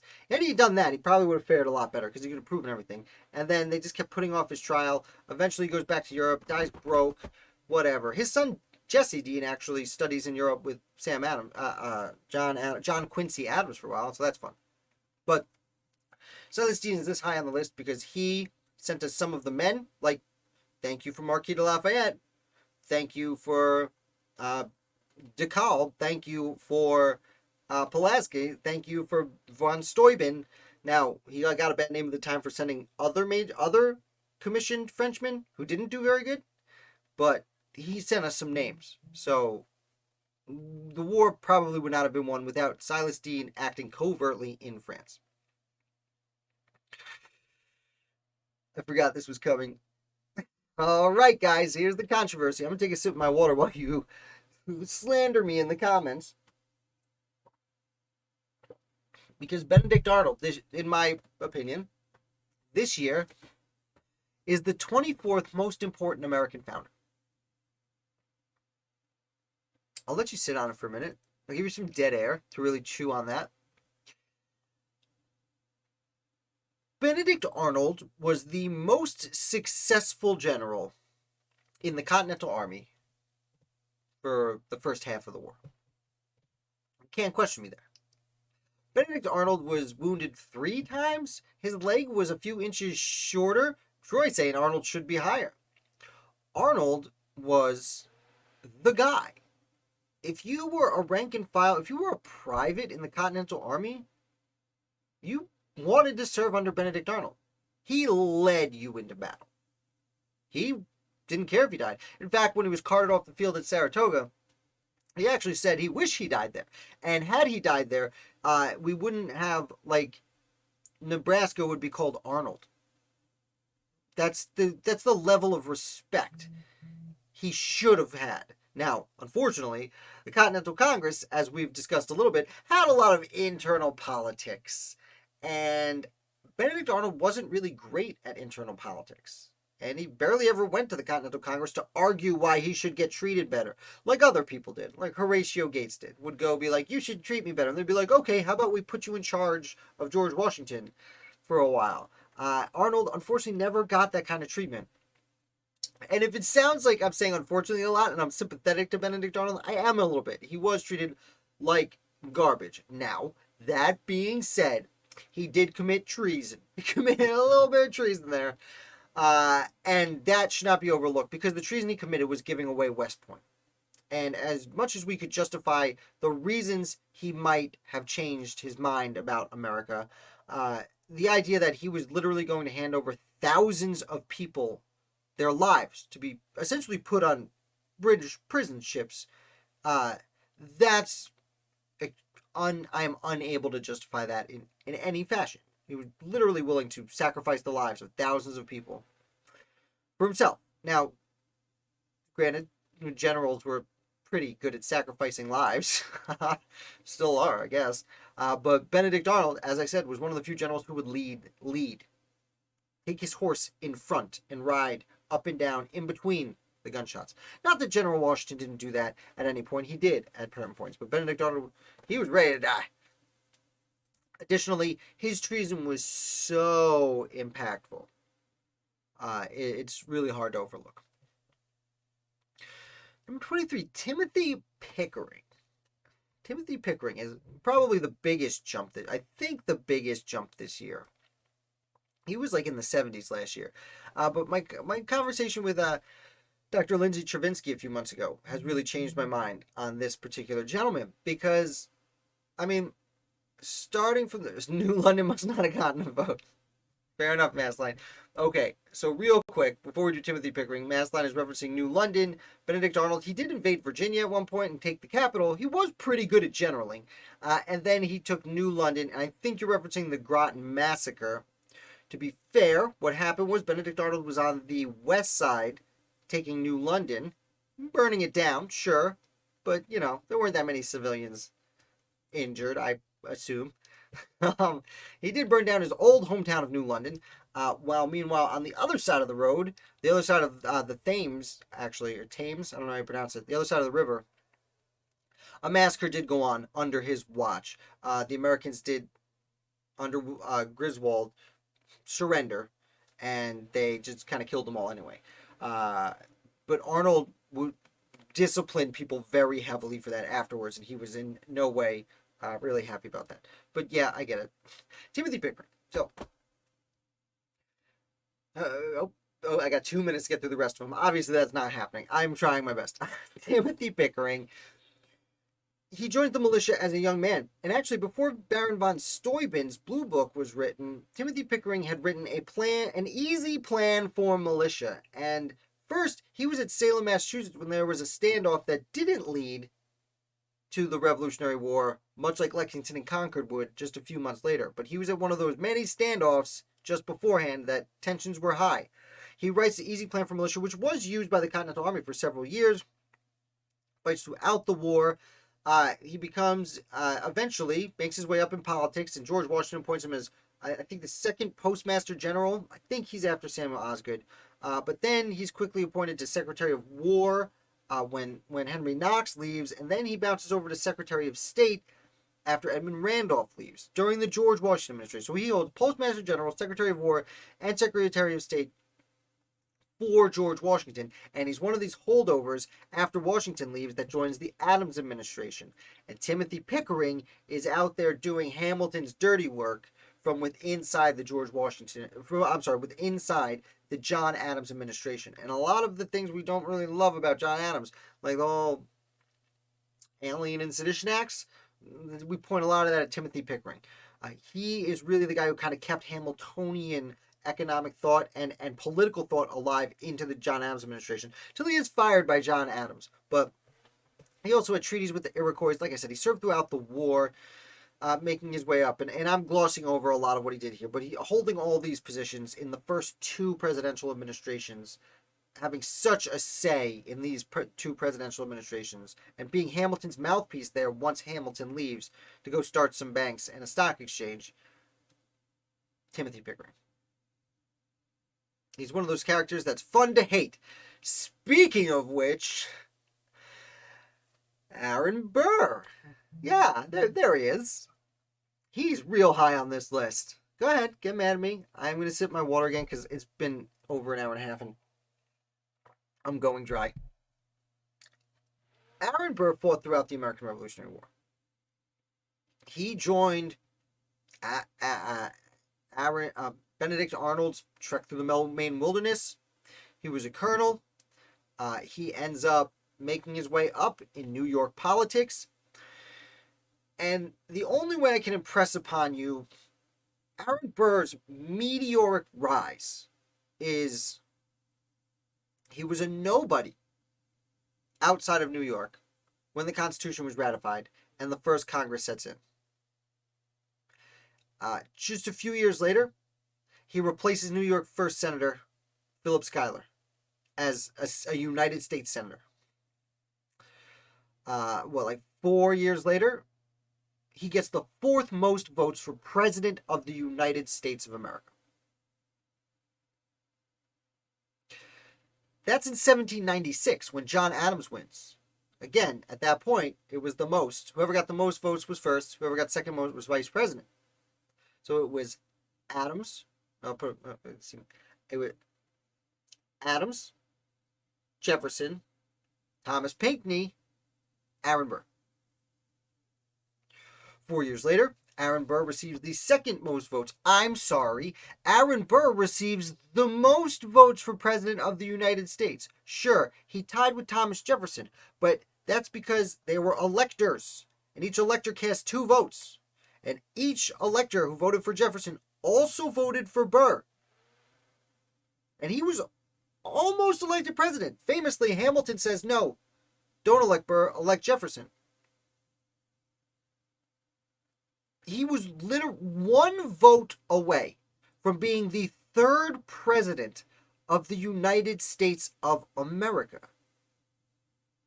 That's a powerful moment. Now he becomes vice president, and this doesn't go very well. And he wants to be replaced, and he doesn't get replaced. I mean, he does get replaced by the next person we'll be speaking about. Wink, wink. Burr then he goes to run for governor of New York, and it's actually the comments Hamilton makes about Burr running for governor of New York that leads to their famous duel, where he does kill the leader of the Federalist Party, which is also pretty intense, because had Hamilton lived another handful of years, I mean, the Federalist Party was already kind of waning, but who knows? The duel with Hamilton is the most famous duel in American history for a very important reason. And then he goes on his filibuster, allegedly trying to conquer some land, maybe, probably, in Texas, where he might want to be king and might want to attack the United States. Who knows? There's a lot of accusations. A lot of from James Wilkinson, who, as I said before, was a snake and working as a secret agent for the Spanish, despite being the leader of the American military at the time. That being said, Aaron Burr is then tried for treason by President Jefferson. So Jefferson runs with Aaron Burr. Aaron Burr is his vice president. 3 years later, the President Jefferson is trying Aaron Burr for treason. He's not really the one trying him, but he's leading the people who want to put him on court. Now, fortunately, he actually gets away. Doesn't get away with it. He is absolved of any problems. He is not. What's the opposite of convicted? He's cleared of all charges. There's a word for it. Someone tell me. And this is an amazingly important moment in American history, because, okay, we follow the rule of law here. He did not do anything wrong that we can prove, and therefore he's a free man. At the highest levels. Again, this is a former vice president. Oh, and I did skip something else. He was actually in the Senate when they did the impeachment of Samuel Chase, another founder who probably should have made the list, but not this year. The Supreme Court Justice Samuel Chase was impeached and then went on trial in the House and then went on trial in the Senate. Aaron Burr oversaw that, and Chase kept his seat because Aaron Burr, despite being from the other party, was an unbiased person. Like, they really followed the rule of law. Aaron Burr plays a huge role in the American founding. Like I said, he did fight in the war, though. He was a colonel, but acquitted. Thank you, Matt. Thank you, Matt. Number 21, George Clinton, the man who replaced him as vice president. Now, George Clinton might be a little bit of a surprise to many of you here. He doesn't really make his way on the national stage for a very long time. But the revolution breaks out and independence is declared, and George Clinton is governor of New York. The whole time. The whole time. Until the 1790s, once George Washington's president. Then he loses an election to Chief Justice John Jay, and then 4 years later becomes governor again. He helps set up New York. While the British are occupying New York, while the war is going on around New York City, and then afterwards helps to rebuild this war-torn place and make it better to the point where New York City, by the time the Revolutionary War is over and George Clinton, by the time Washington becomes president, it's like kind of clear New York is becoming an extremely important state. It was Virginia number one, with Pennsylvania, South Carolina, and Massachusetts is like right now not too far behind, but New York is coming on strong coming into the George Washington administration. But before the Washington administration, they needed to ratify the Constitution, and they knew they needed New York on board. You needed New York. It was one of the 5 or 6 states that you needed on board. That's why the Federalist Papers were written there. But also because that's why the Anti-Federalist Papers are being written there. And George Clinton becomes a leading Anti-Federalist. And there, you see the letters of a federal farmer to my sir allegedly were written to George Clinton, although who knows. George Clinton has also been considered as some of the anonymous authors for Federalist Papers, but it doesn't seem to be the case. But he really tries to stop the Constitution. He doesn't. He continues as governor. Like I said, John Jay pops in for a while. And then eventually, George Clinton, once Aaron Burr can't be trusted as vice president anymore, becomes the 4th vice president of the United States under Thomas Jefferson. And then is one of the few people to continue as vice president under James Madison. He is vice president for 2 consecutive terms under different presidents. He does pass away at the end there, but you should also note, not only does his nephew DeWitt Clinton become an important leader and a presidential candidate, but his brother James Clinton is part of the Sullivan Clinton campaign throughout New York. So their whole family is just really important to New York and building it into the state that it eventually became. I could see people arguing with that one. Number 20. Oliver Ellsworth. Take one more sip of water.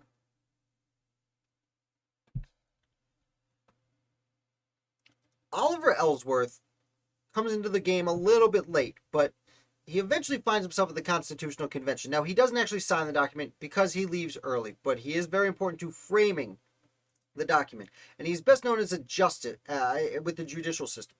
After helping to frame the United States Constitution, he ends up being elected an inaugural member of the United States Senate. While he's in the United States Senate, he helps author, the primary author of the Judiciary Act of 1790. So the Constitution, when it comes to the judicial department, and this is one of the anti-federalist arguments, basically says, yeah, just let the Congress make some rules, and then we'll have a judicial department. Nowadays, we look at the judicial department as an equal third branch of the United States government, legislative, executive, judicial. At the time, the judicial department was a check on the checks and balances, but it certainly didn't seem to have equal weight with the other two. And that's one of the reasons that, hey, Congress, make up the judicial department when you get there. Oliver Ellsworth took responsibility for that, and he creates the Judiciary Act of 1790, which essentially creates the Justice Department that we still have today. Additionally, while he's a senator, this issue of some amendments comes up, and James Madison famously wrote the Bill of Rights, but he also, not as famously, lost his bid to become a United States Senator in that first term, and instead runs for House of Representatives. But to pass bills, you need the House and the Senate to both be involved. Oliver Ellsworth takes the lead in getting the Bill of Rights, the Bills of Rights, passed through the United States Senate and sent out to the states for ratification. It might be the most important thing he did. He then goes on to serve as an envoy extraordinary to France. He then goes on to take over as the 3rd Chief Justice of the United States. leading into the John Adams administration. While he's Chief Justice of the United States, he goes to France as envoy extraordinary to France, where he comes up with it's usually referenced as the Convention of 1800, but essentially ends the quasi-war with France. Single-handedly, he represents America and President John Adams. And how can we resolve this, France? Okay, here's how we resolve it. Done. Oliver Ellsworth. Again, I'm running through these guys as quick as I can because I've already gone well over what I wanted to go. But that's going to happen. Robert R. Livingston, another guy who jumped way up because he was way too far down the past years. Robert Livingston of the Livingston family of New York. This is the third time the last name Livingston is on here. The name we've seen and will see most frequently. Livingston comes from New York. He is a cousin of most of the other Livingstons. He is important and early supporter of independence. As the revolution is going on, he becomes real important to, he becomes a member of the Committee of Five. The Committee of Five was chosen to write the Declaration of Independence. Now, obviously, Thomas Jefferson does the heavy lifting there. I'd also say that John Adams and Ben Franklin have a little bit of input there, but not too much. Robert Livingston, I should have said Roger Sherman earlier, were part of the committee. So although they didn't really have anything to do with writing the Declaration of Independence, they assuredly, the document was brought to the committee it was assigned to read first. So he got an advance copy of the Declaration of Independence. He does vote for independence, but runs right back home to set up his state, as many people did, and therefore doesn't sign the Declaration of Independence. But that's okay, because he's elected Chancellor. He becomes Chancellor of New York, which is kind of like Chief Justice of New York, but not the Supreme Court. It's the Court of Chancery, and I'm not going to really get into the discussion between the difference between the two, but one of the highest judicial seats in the state of New York, holds it for 20-something years. Then he ends up going to France to help James Monroe sign the treaty, make the Louisiana Purchase. Yeah, this guy. He bought all that land for us. When he comes back, he's learned a little bit about steamships, and he helps get a monopoly with Robert Fulton on steamships in New York. And he runs and operates the first successful steamboat up and down the Hudson River from New York City to Albany. It just so happens that his property, Claremont, is right in the middle, and it was the headquarter port where they would stop the ship from time to time, every time they were going by. The ship also was named Claremont after his property. He then helps to push for and help create the Erie Canal, which is itself almost impossible to underestimate. Okay, next, Henry Knox. 18. Henry Knox out here pulling sleds full of cannons. Knox was a pudgy bookseller who read a lot about military leading up to this war that broke out. Actually, I will note, I was talking to Michael Troy recently in one of our discussions, and he pointed out that Henry Knox actually became kind of well known as a street fighter, and he was very much younger than many of the other revolutionaries, but he was very jovial, and for whatever reason, Washington liked him. And he serves as head of artillery throughout the Revolutionary War. He has that famous artillery train that he brings from Ticonderoga to Boston to help oust the British. He then, when Washington resigns, takes over as senior officer of the United States Army, or the Continental Army, as it was being weaned down. Anyway, there was only like 100 people at the time, but then he becomes, under the Articles of Confederation, the Minister of War, and one of the few federal positions at the time. He then transfers directly into Secretary of War for George Washington. And I'm, again, trying to get through him as fast as I can. You know Henry Knox. You know why his name's this high on the list. Gouverneur Morris. I don't know if it's pronounced Gouverneur or Governor. People say it's pronounced Governor. It looks like Gouverneur. This guy's a lot of fun.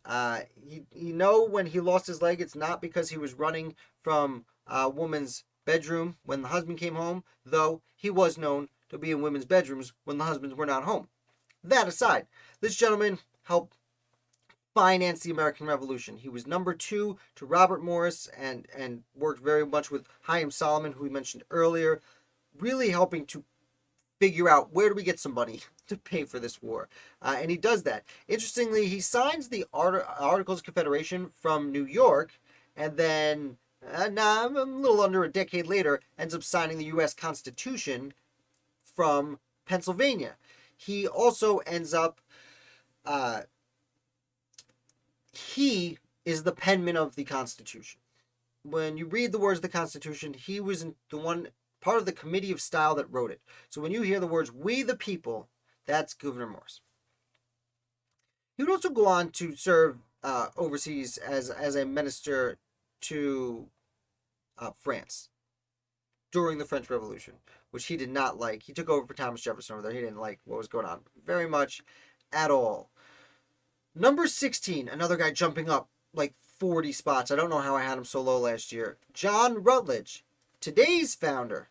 John Rutledge. So check out that video if you want more of this when you're done. Hard to underestimate. A young man who went to the Stamp Act Congress from South Carolina. Years later goes to the First Continental Congress where he signs the Articles of Association. Forgive me if you've heard this story before. He is there at the Second Continental Congress, but he leaves the Second Continental Congress before independence is declared because he's been elected president of South Carolina. He needs to go down there. He takes over as governor. He's essentially leads South Carolina through the war. Then they send him to the Constitutional Convention where he does talk on many important topics and oversees the Committee of Detail, during which he puts in many standard parliamentary procedures that they don't even vote. Like the Constitutional Convention voted on almost everything, but some things were so standard they never even voted on it. So he put those in there kind of naturally because it was his job to add things along the way as decisions were made. When they made a new decision, add it to the document. And he was the chairman of that committee. He then goes on to be an inaugural member of the United States Supreme Court. He leaves for a little bit, and then he's appointed by George Washington as the second Chief Justice of the United States Supreme Court. Fortunately, this only lasts a few months because he talks some trash about Washington, kind of gets chased out of the position, and then sadly does actually try to commit suicide, but fortunately is saved and lives a few more years. But he's at 16 for a reason. He was there from Stamp Act through Constitution, Chief Justice. Not much more to say. Except for another Chief Justice. John Marshall. Johnny Marshallot. So, John Marshall is a late bloomer to the scene. He is younger than most of the other founders. He doesn't really participate in the war at all. He just kind of makes his way up in politics in the 1780s. And then eventually does become Secretary of State for John Adams after Adams starts getting rid of the Pinckneys and names that escape me, James McHenry's of the world. He brings in John Marshall, who serves for a little while. John Marshall, Adams famously appoints a bunch of midnight justices. John Marshall is the most famous. He's the midnight Chief Justice, essentially. He gets in there. He ends up sitting as the Chief Justice of the United States Supreme Court for 30-something years. And his impact on the development of the United States, especially as a Federalist, as the Federalist Party dies out. John Marshall's still there for like 15 years after there's no more Federalists. He 30 years of the first 40 years of 35 years of the first 45 years of American history, he's running the Supreme Court. So he makes hundreds of important decisions. And I'm not even going to go into detail. You understand what I'm saying. Number 14 is Rufus King, another guy who shot way up this. I apologize. I should have put the list next to me from last year so I could see how far they shot up, but I didn't want to be scrolling through them, trying to figure it out and count them while you guys are so excited to hear what I have to say. Rufus King was a young man, doesn't participate much in the war. He does very briefly participate in the war. I believe he was an aide-de-camp for John Sullivan in Rhode Island. And maybe one other engagement. But he's then elected to politics. And when people were elected to represent their constituents, they would usually leave the field and go do it. He makes his way up through politics in Massachusetts, eventually sent to the Continental Congress. He's one of these handful of young men whose names we're going to get into very shortly, who see some of the problems with the Articles of Confederation and want to make a change. He's then sent to the Constitutional Convention, helps write and signs the Constitution, goes back to Massachusetts, who doesn't elect him as a senator, moves to New York, who does elect him as an inaugural, appoint him as an inaugural senator, spends some time there, He is then appointed as a minister to Great Britain by George Washington. So Great Britain, a pretty important position to be a minister to. He's there through John Adams and into Thomas Jefferson, who keeps him on for a few years. Comes back, and then he becomes the final Federalist. I reference him as the final Federalist because we mentioned Charles Cotesworth Pinckney running for president against Jefferson and Madison in 1804, and then 1808. Rufus King was his vice president those two times. 1812, Rufus King is the Federalist candidate. Essentially the Federalist candidate. 1860, well, there was no Federalist candidate, but he was by default the candidate.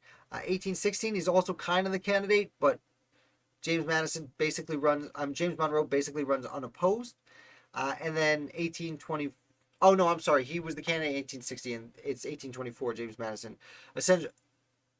James Monroe essentially runs unopposed. Man, James Madison, James Monroe. Why do they have to be elected next to each other? The James M's. It's just too much.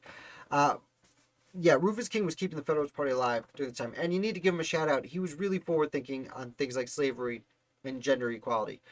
He was there. He actually ends up being elected as a senator later on in his career after all these failed attempts to become president for New York for some reason. And he ends up, when the Missouri Compromise happens in 1820, he's still around. And he actually speaks on the floor of the United States Senate saying, like, no, there are, for a variety of humanitarian and just reasons we today would consider fairly obvious, he actually says on the floor of the Senate, these are the reasons we can't extend slavery. We just can't. Stop being terrible. Like, everyone stop compromising, stop being terrible. He was outvoted, of course, but we got to give him a shout out for trying. Number 13 is Edmund Randolph. Again, my conversations with Dr. Chavinsky about this has really influenced my feeling on Edmund Randolph, who shot way up the list again this year. Randolph, I don't believe he serves in the war at all, but in his early 30s, mid-30s, he's elected governor of Virginia. He's from the Randolph family, big powerful family in Virginia. He's elected governor of Virginia, and while he's governor of Virginia, he goes to the Constitutional Convention. When he gets to the Constitutional Convention, he presents the Randolph Plan. The first thing George Washington does after the Constitutional Convention does, they choose George Washington as president. And the first thing he does is let Edmund Randolph take the floor. He presents the Randolph Plan. Now, we often reference James Madison as being the father of the Constitution, but most of the people there didn't realize that. What most of the people there realized, everyone there realized, is the first person who spoke for several hours was Edmund Randolph, who outlined the Randolph Plan. What we now call James Madison's plan, everyone at the time called the Randolph Plan, or the Virginia Plan. And that was the working plan that they built the Constitution around, because most of the people who showed up were like, wait, we're going to write a new government? Wait. Virginia and Pennsylvania, you guys met a few days ago with Tench Coates giving a speech, and you've decided you're going to force a new government on us? Let's talk about this. But the government they were talking about was called the Randolph Plan. Randolph is then chosen as the first Attorney General of the United States by President Washington. And then, once Thomas Jefferson resigns, he takes over as the second Secretary of State. He was very close with George Washington, and I mean, I could go on forever. I can go on absolutely forever. But I won't. Edmund Randolph deserves to be the 13th most important American founder. Number 12. James Monroe, the most overlooked American founder. Really, the more I read about Monroe, the more I'm just shocked that his name is not part of the Pantheon. I mean, it is here. I mean, top 12. Monroe fights in the war. He's 16 years old and shot by a cannon, which almost kills him at Trenton. Fights through the war. I mean, he goes back home for a while. Actually, he doesn't do a ton of fighting after that because, he almost had his arm blown off by a cannon. Works, becomes a disciple of, not a disciple, a mentoree, a protege of Thomas Jefferson. Eventually working his way up through Virginia government. He becomes an anti-federalist, and once the Constitution is passed, he actually runs against James Madison because they lived in the same community. He runs against James Madison for the House of Representatives, and he loses, but only because he forces James Madison to acknowledge there are problems with the Constitution and publicly state he would write and press for a Bill of Rights. James Monroe running against James Madison is what turned James Madison's mind, because he realized, oh man, I might lose to this guy who keeps talking about a Bill of Rights. Maybe he's got a point here. Monroe then goes on to become a diplomat. He goes to France for George Washington as minister to France, comes back home, governor of Virginia for a few years, goes back to France for Thomas Jefferson, where he makes the Louisiana Purchase with Robert Livingston. Comes back home, serves as Secretary of State and Secretary of War for James Madison, helps win the War of 1812, and then is basically just swept into office after all of this great stuff he does. He's president during the Era of Good Feelings, which is the best name. Like, nothing sounds better in all of American history than the Era of Good Feelings. Even the gay 90s doesn't sound that good. And then he runs unopposed for his second term. Like, George Washington won unanimously because they got everyone to vote. James Monroe ran for President of the United States of America, and no one challenged him.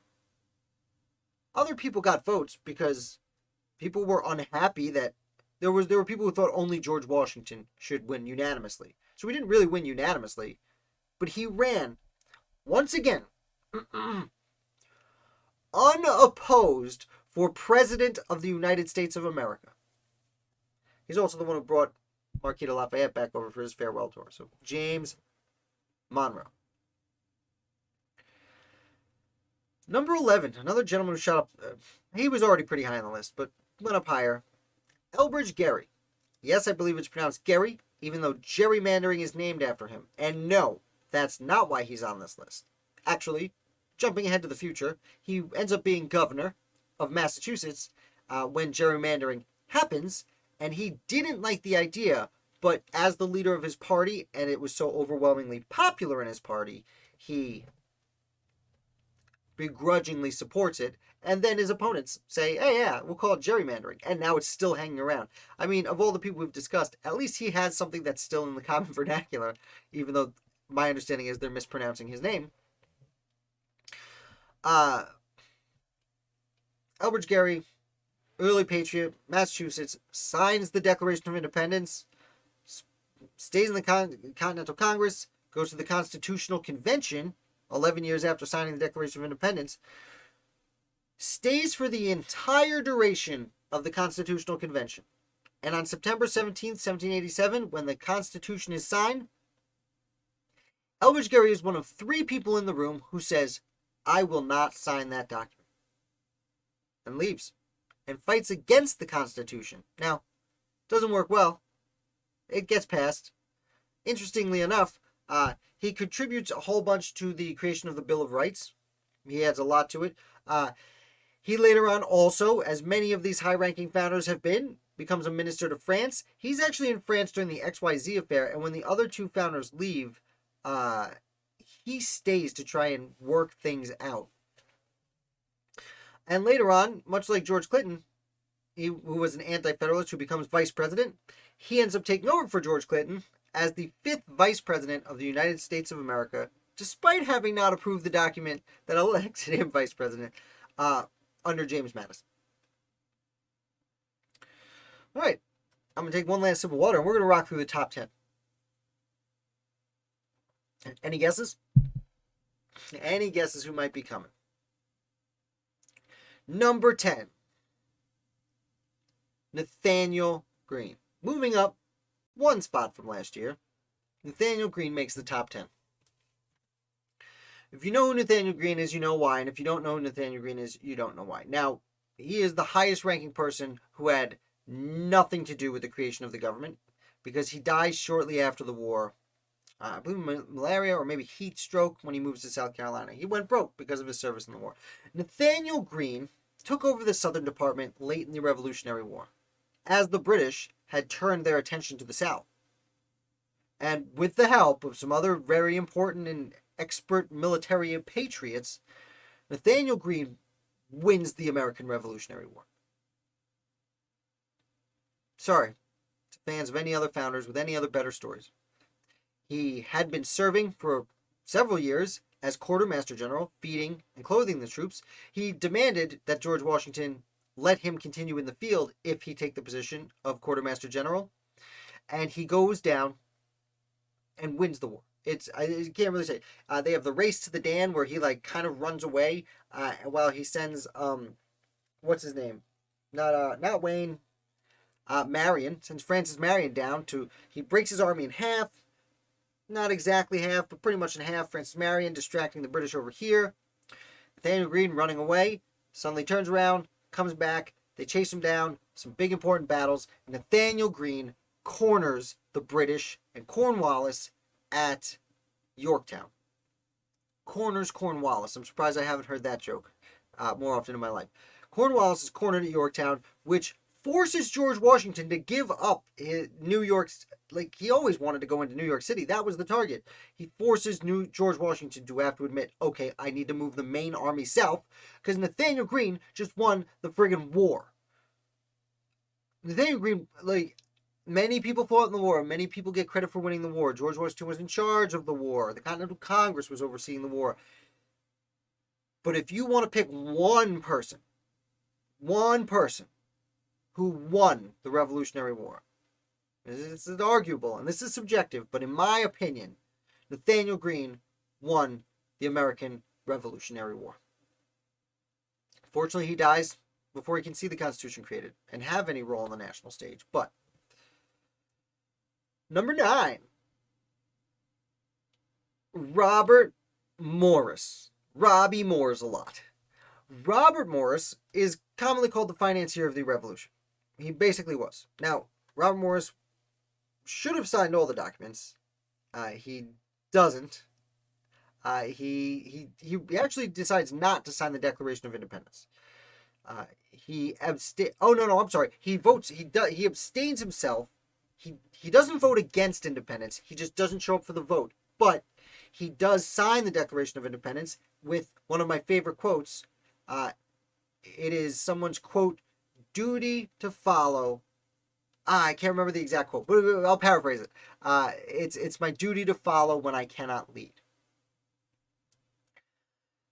Robert Morris then basically pays for the Revolutionary War. He basically creates the Continental. He dumps so much of his personal fortune into the war. He then goes to the Constitutional Convention. Oh, by the way, between the end of the war and the Constitutional Convention, he is not only Minister of Finance, but he's Secretary of the Marine. So he controls the fledgling Navy. He controls the money of the Continental Congress. And when Robert Morris, well, a few people left on Robert Morris, whoopsie daisy. When Robert Morris shows up to the Constitutional Convention, it's not necessarily so obvious as we might think that George Washington take the chair as president of the Constitutional Convention. Some people, a lot of people at the convention, thought Robert Morris should be in charge. Because yes, George Washington was the hero of the war, but Robert Morris ran the finances. And finances were one of the major problems at the Constitutional Convention. And in fact, Robert Morris stands up at the Constitutional Convention and nominates George Washington to be chairman of the convention, president of the convention, in order to avoid any controversy and any question of who should be in charge, and in order to demonstrate a united body at that convention. He then, of course, signs the Constitution, and Washington approaches him to be the first treasurer of the United States, the first secretary of the Treasury of the United States. And Robert Morris says, no thanks, I'm all done here. I'm going to go speculate on some land. This is going to work out well. And then he actually recommends to George Washington that Hamilton take over as Secretary of Treasury. Unfortunately, his speculating didn't go well. Robert Morris actually ends up in debtor's prison. And the reason the United States created bankruptcy laws, the reason many new bankruptcy laws were created in the United States was because of the case of Robert Morris, who we said, he funded the revolution. We can't let him waste away in prison. He was trying to make up for a fortune he lost paying for the war. So, the financier of the revolution, a guy that's hard to overlook. Number 8. Wait, before I go to number 8, for those of you who watch this channel, I often make a reference of the Big Six: Washington, Adams, Jefferson, Madison, Hamilton, Franklin. The founding fathers, as any school child might list them. I made up that term when I made founderoftheday.com 3.5 years ago. I created it. I thought these are the 6 guys that are most important, and I've used the term Big Six for a very long time. However, the term Big Six is pretty deceiving because it's not 6 people. Yes, those are the Big 6 famous ones that all the school children know, but when it comes to the real heavy hitters, it's really more like the top 9. You know, after, and I know people who love Nathaniel Greene don't want to hear me say he's number 10. He's not part of the top 9. Starting with Robert Morris, these top 9 are their revolution and the American founding just simply would be entirely different if even one of them is missing. And that includes Robert Morris. That certainly includes John Jay. John Jay, who was hesitant, considered a conservative when he attended the First Continental Congress. A guy who left the Second Continental Congress suspiciously just a few months before independence was voted on. But a guy, despite being in his early 30s, recognized as so brilliant with his legal thoughts that he essentially wrote New York's first constitution. Excuse me. He ends up going to Spain to negotiate a treaty with Spain, who were very hard to deal with. Never our enemy, but like begrudgingly our friend throughout most of the American founding. He doesn't get much done with Spain. He does go to Paris, where he signs the Treaty of Paris and helps end the war. He then comes back and takes over as Secretary of Foreign Affairs, where he's negotiating now again with Spain and France's minister, but he's here in America. It's one of the few federal positions. You knew it, Troy. Well played. It's one of the few federal positions. He ends up going. George Washington becomes president and says, "Hey, John Jay, what do you want to do? Would you like to be Secretary of State? What do you want to do? You want to be Chief Justice? Okay, you can be the first Chief Justice in the history of the United States." And he does this. While acting as Secretary of State until Jefferson comes home. Because remember, Thomas Jefferson is in France and then finds out he's Secretary of State, and then before he has time to book a boat home, the Bastille gets stormed. And it takes him almost a year before Jefferson actually gets to New York to assume office. And during that time, John Jay is acting as the first Secretary of State for the United States. And then, about the time Jefferson gets there, that's when they finally start appointing Chief Justices. John Jay takes over as the first Chief Justice, sets a slew of precedents for the court, then goes on to Europe. While Chief Justice, he goes to Great Britain and negotiates the Jay Treaty, which the Federalists like at the time, but historically doesn't really work out very well. John Jay even admits that he could travel, I think, from Boston to New York by the light of his own burning effigy, is the joke he made. Great. Interestingly enough, while the Chief Justice is serving as an envoy negotiating a treaty of Jay Treaty in Great Britain, he also simultaneously is elected governor of New York in absentia, taking over for George Clinton, who again had been governor for 22 years at that point.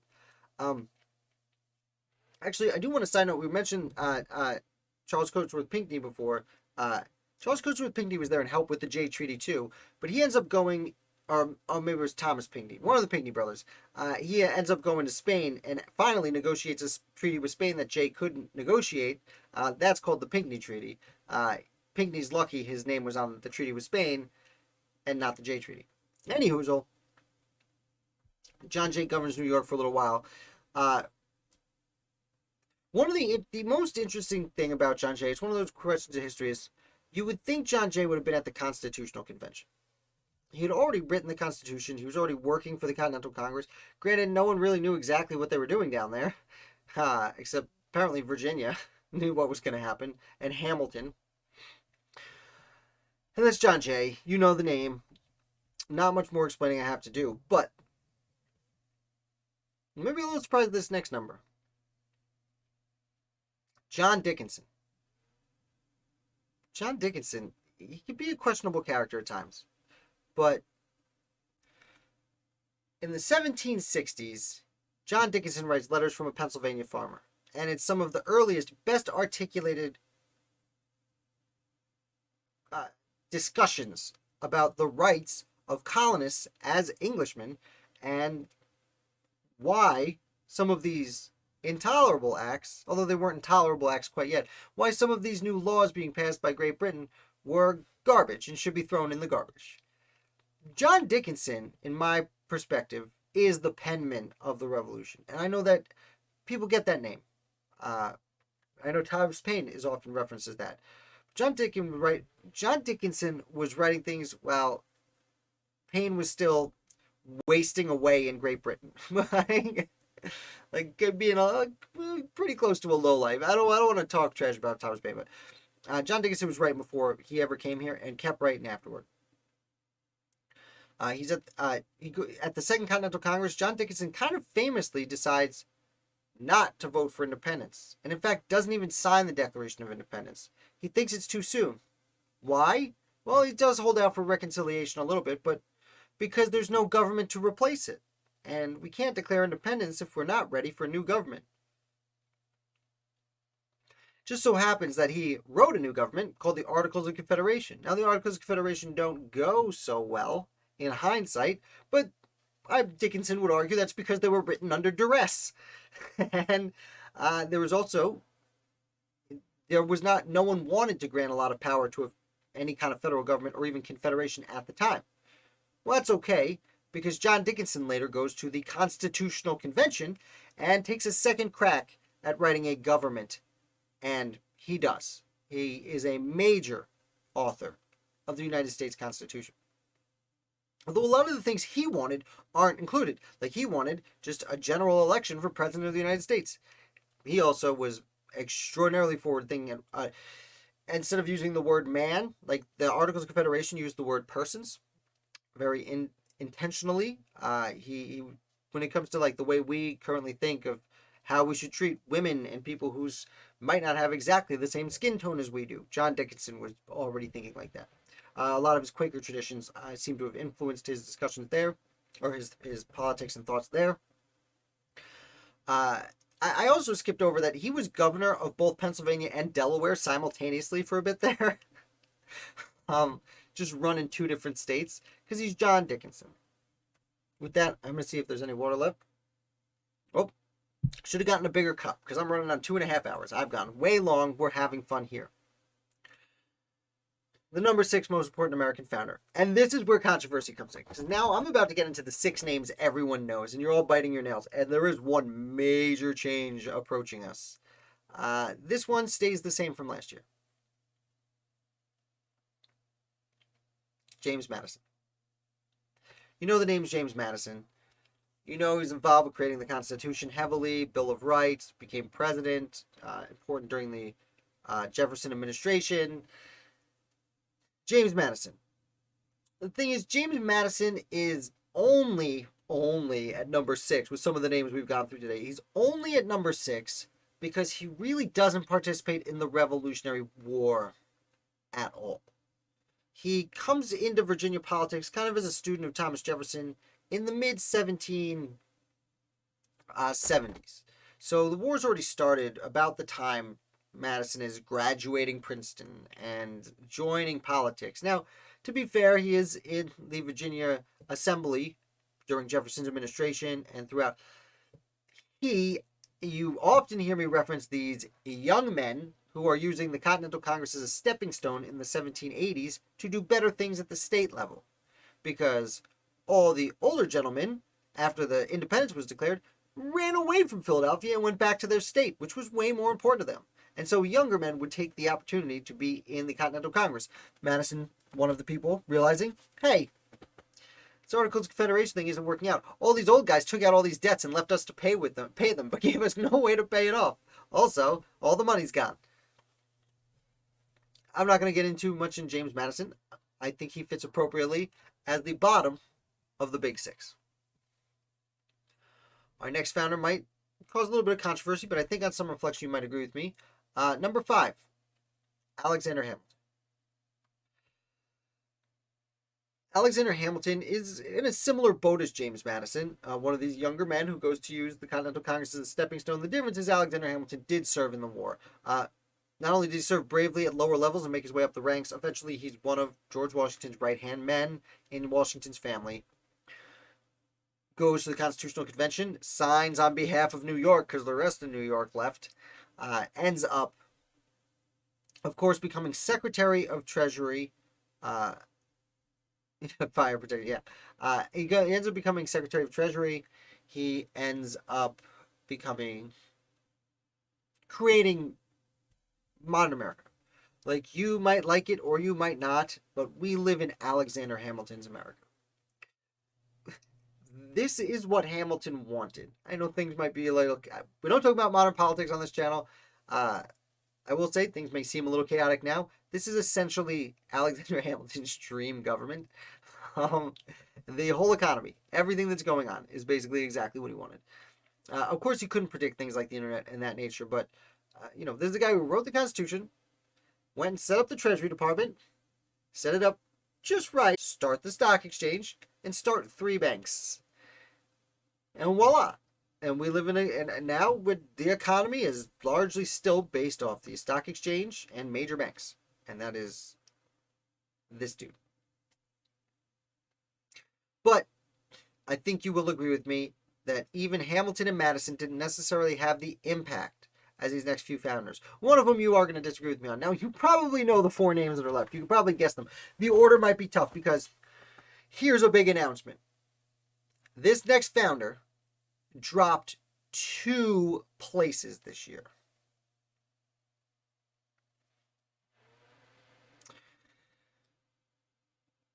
Ben Franklin is now only the number 4 most important American founder. Sorry to blow your minds. Now, there's a reason for this. I'm not going to tell you who Ben Franklin is. If you're watching this channel for this long, you know who Ben Franklin is. Unfortunately, Ben Franklin, with all the great things he did during the Revolution and leading up to the Constitutional Convention, even by the Constitutional Convention, he plays a very small role in creating the Constitution. He was already fairly aged, even for the time, or even for nowadays. And while they were super polite to him, he doesn't really have a lot of creating the Constitution. Now, he has a whole lifetime of fun quotes. We love Ben Franklin here, but he passes away in 1790, just about a year into Washington's presidency, and has essentially no role in creating the federal government. Now, again, he's number 4, and we've left a lot of names off this list. There are a lot of names way down on the list you're unhappy about. He is number 4. Don't freak out too much. But when it comes to the big top 4 American founders, I'm sorry, Colonel. I'm sorry. When it comes to the big top 4 American founders, he has no role in founding the United States of America as a nation, as one consolidated government. As opposed to the next 2 people on the list, who do continue on for quite some time.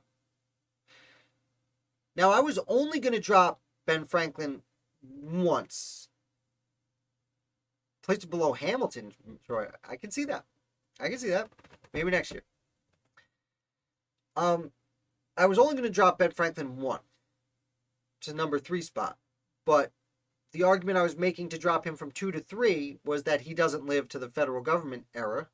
So therefore, he has to drop past number 3. Last year, number 4, now number 3, is John Adams. And there are obviously probably eyes rolled into the back of a lot of heads seeing the name John Adams as number 3. But when you take John Adams' entire career, from writing pamphlets in the early 1760s, early to mid, like James Otis, as we said, comes around. Sam Adams isn't really rabbling that much rouse quite yet. John Adams is already writing anonymous articles. He pushes through into the 1770s. By the time of the Boston Massacre in 1770, he's made himself not just a known lawyer, but enough of a known patriot to be given the arduous task of defending the soldiers who committed the Boston Massacre. And Sam Adams chose him because he was such a good lawyer, because they wanted to prove to the world they're not out to seek vengeance. They're out to prove they're not backward people, that they prove they deserve the rights of Englishmen that these unfair laws are taking from them. And Adams, England doesn't think he proves that, but he does. He gets these soldiers off of the Boston Massacre in Boston. You think it was I believe does he go to the First Continental Congress? Oh, wow, I'm drawing the most major blank of my life. He certainly goes to the Second Continental Congress. I think he goes to the First Continental Congress. Goes to the Second Continental Congress, signs the Declaration of Independence. He is the one leading the debates on the floor at the Second Continental Congress, getting George Washington nominated as commander-in-chief, helping Jefferson write the Declaration of Independence, going to Europe for a decade, negotiating super underappreciated treaties with Native. He also, I skipped. He wrote Thoughts on Government, which helped many of the new states write their first state constitutions. Gets not only goes through France and hangs out with Benny Franks over in France. He gets the Netherlands to fund this war. As I said before, Francis Dana, and Henry Lawrence, the Netherlands paid for a huge chunk of the Revolutionary War. They end up actually going to war with Britain too. It's super overlooked, but really important. John Adams is then the first United States minister to Great Britain. He's the first American that King George now has acknowledged there's an America, thanks to Adams' work at the Treaty of Paris. John Adams goes and talks to the King of England, the person who had been his king for 20 years. They were both similar ages. And the king acknowledges John Adams as a diplomat from America. While he's over there, he writes another thing about constitutions, an important work. The title is eluding me right now, but a multi-volume work on constitutions, an amazing treatise on political thought and republics that is super overlooked in the pantheon of world history and political thought. Adams deserves just so much credit that he never received, which he acknowledged he wouldn't receive. He comes home about the same time as another friend who we might be discussing pretty soon, to an America with a constitution. He arrives to a new nation that's created a new unified federal government, and that nation is thanking him for his work by asking him to be the first vice president of the United States. That ends up being kind of a crappy job. I'll be honest. He doesn't love it, but he gets it. And he's there for 8 years. And then he's asked to do the most difficult thing any American founder was ever asked to do.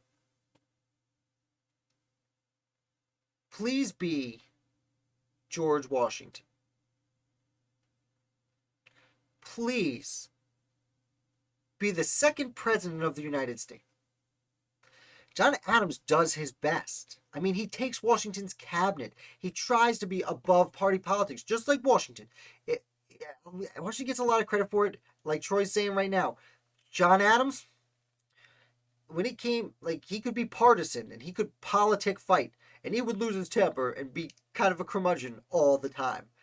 But he did try to be above petty squabbling. Eventually he gets sick of the inherited cabinet, gets his own guys, and then loses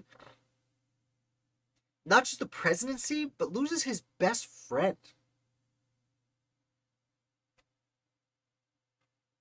And then he does, or more accurately, he doesn't do the most important thing, from my perspective, the Second American Revolution. Perhaps the most important part of the American Revolution.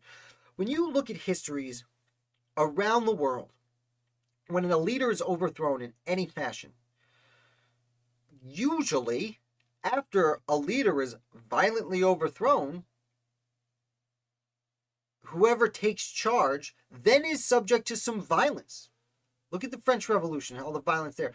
Look at the Russian revolutions. You look at like literally any revolution in history, they almost always end violently. The American Revolution, John Adams takes power as the de facto leader of the Federalist Party. He loses power to the opposite party.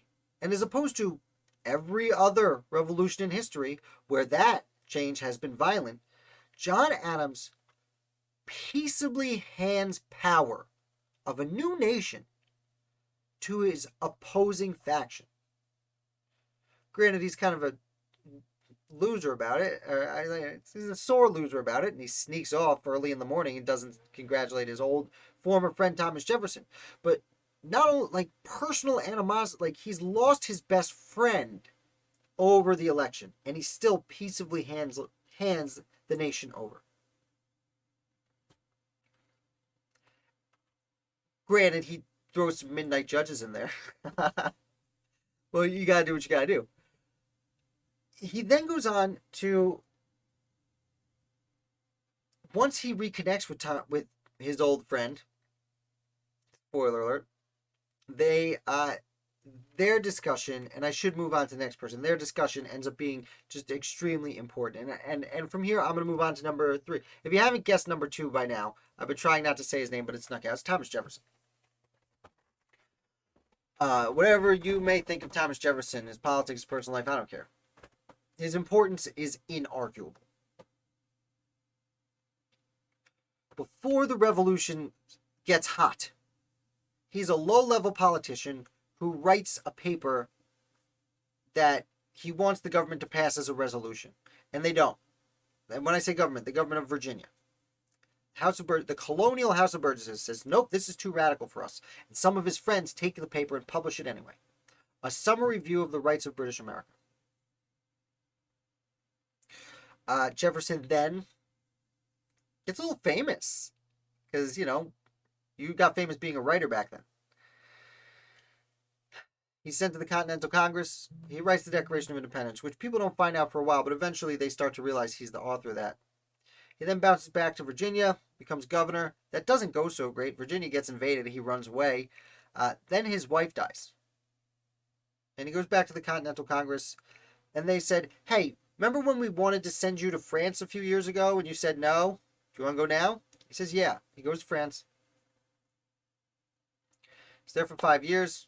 Just hanging out, having a good time. Gets word that a constitution's been written. Doesn't love everything about it. But receives word that he's been elected Secretary of State. Just about the time the Bastille's getting stormed again. So he's like, yeah, it's been fun. It's time to go back to the United States. And he does. And he arrives about the same time as John Adams. Their lives are very parallel here. They both sign the Declaration. They're both overseas for several years. They both missed the Constitutional Convention because they're overseas being diplomats. They both return. One becomes vice president. One becomes Secretary of State. 2 of the most powerful positions in the country. I'll remind you that although vice presidency nowadays is usually the stepping stone to president, at the time, Secretary of State was. I mean, Jefferson was Secretary of State. Madison was Secretary of State. Monroe was Secretary of State. John Quincy Adams was Secretary of State. That was the job to have. So, 2 friends come back, super powerful. Jefferson starts the seeds of what becomes Democratic Republicans, as we call them nowadays. They called themselves Republicans at the time, but it's not what we now consider the Republican Party. It's more associated with what we now consider the Democratic Party. Things have changed over 250 years. We call them the Democratic Republicans. That party starts coming around, and the seed of what becomes known as Jeffersonian democracy ends up being born about that time. He ends up leaving the Washington administration, gets elected as vice president to John Adams. Doesn't go well, hearts get broken, friendships get not mended, and then he takes over as president of the United States. And in the 8 years he's president of the United States, not everything goes perfectly, but as I said before when we discussed Albert Gallatin, he does his best to rein in this, what he considers, horrifying economy that Alexander Hamilton has set up. And it becomes known as Jeffersonian democracy. And it's our American type of democracy. It's essentially the fight for individual liberties within the bounds of a consolidated national government under the Constitution. Now, I'm sure there are experts out there who will disagree with me. That's just the definition I'm coming up with now, almost 3 hours into speaking, so forgive me if it's not the perfect description of Jeffersonian democracy. But not only does Thomas Jefferson institute this version of the understanding of the United States Constitution, he makes Louisiana Purchase, doubling the size of the nation. He is a gigantic influence. He does the Lewis and Clark expedition to explore all this territory in North America. He advances sciences and such in America. Of course, he was a slave owner and he did some terrible things. In fact, if you really want to know terrible things about Thomas Jefferson, don't read about the slavery. Look up Elizabeth Moore. Gross. He could be very gross. Check it out. Or don't. If you don't want to be grossed out, don't look up Elizabeth Moore. He then goes on to influence James Madison and James Monroe. Not so much John Quincy Adams, but Andrew Jackson saw himself more of a George Washington. Jackson was kind of cocky like that, but he promoted Jacksonian democracy. The age of Jackson was very much pulling from Thomas Jefferson more than anything the Federalists had to say. And we still, until recently, Thomas Jefferson was one of those presidents that was claimed by both parties. Everyone could claim to be part of Thomas Jefferson. You know? I mean, John F. Kennedy has the famous saying, which I'm going to butcher, but I'll paraphrase it. He had a bunch of really smart people dining at the White House with him, and he said, "This is the smartest amount of these are the best minds to ever dine at the White House, except for when Thomas Jefferson ate alone." That's Kennedy. He's a super liberal, and at the same time, many conservatives who don't love big government have always liked Thomas Jefferson. That's why he's on Mount Rushmore. He's on the Mount Rushmore of people on Mount Rushmore, as you like to say. And then again, not only does he influence those people, but as I was saying before with John Adams, they rekindle their friendship via letters. And the Adams-Jefferson letters, which is behind me somewhere, that is American political thought. You have the two now old gentlemen in their 80s and 90s writing about the whole revolution and what it meant and people they missed. And it is like, if you want to understand the foundations of the United States, you read the Adams-Jefferson letters. There's nothing better to read. Now, it's a lengthy volume, and I don't even think it's all of them. Maybe it is, actually. There's a lot. There's a lot of letters there. It took me a few years to get through. But that's where you find American history. And there's only one name left that we haven't said yet. And it's the first citizen. Now, Ben Franklin is often called the first American. George Washington is the first citizen. If there's one, again, as I said, the top 9 people, if any of those dudes are not involved in creating the United States, things work out differently. But George Washington is the epitome of the American Revolution. You cannot study the American Revolution and not see this name. I mean, Commander-in-Chief, wins the war, thanks Nathaniel Greene, tries to retire. He sees himself as a Cincinnatus, which is a reference to an old Roman general who won the war, and instead of becoming king or dictator, had he pursued those endeavors, Washington might have been able to do it. I mean, what feels like forever ago in this video, we were talking about how certain Americans had proposed to Prince Henry of Prussia that maybe he'd want to come be king. It wasn't at a time where monarchs were the norm. There was an argument to be made. I mean, hell, it wasn't very long later until Napoleon declares himself emperor. Now is it? But he does try to retire, and then he's forced out of retirement to create the new constitution, which he does believe is right. Which is interesting. It's interesting Washington actually favors the Constitution, but he was there working, fighting for a very long time, and saw how much trouble it was to run a powerful army that he thought was necessary without a consolidated government. He then goes on to be president, and he sets like almost all the precedents. Like, he's George Washington, and he's called the first citizen for a reason, and he is.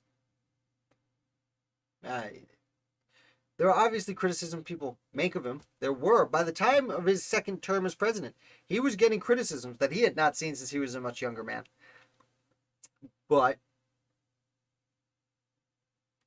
I don't know. What else can I say about George Washington? Other than, thank you for joining me.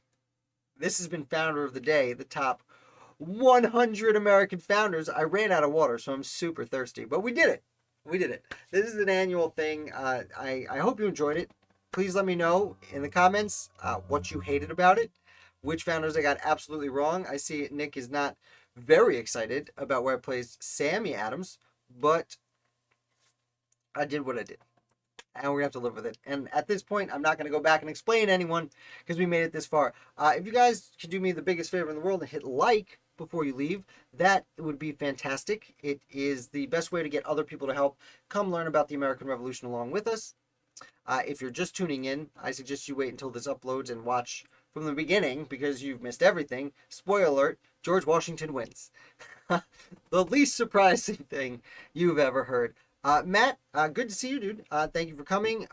Mastles 54. Thank you. Nick, everyone else, Troy. This was a lot of fun. I actually did buy ice cream today to have tonight. That's really funny that you said that. Yeah, I am gonna treat myself to ice cream. It's gonna be great. You guys are amazing. I couldn't appreciate you watching more, especially the guys that hung around for a substantial portion. Troy, you came in like the 70s. We're like, sorry, I'm late. I'm like, okay, don't worry, we got time. I am releasing tomorrow. I will release the whole list as my daily article. So if you did miss anything, make sure you subscribe to Founder of the Day, either my email list or Twitter, Facebook, Instagram. I put it all out there. You can catch up on what you missed. Run through the list in 5 minutes instead of 3 hours, if that's more your cup of tea.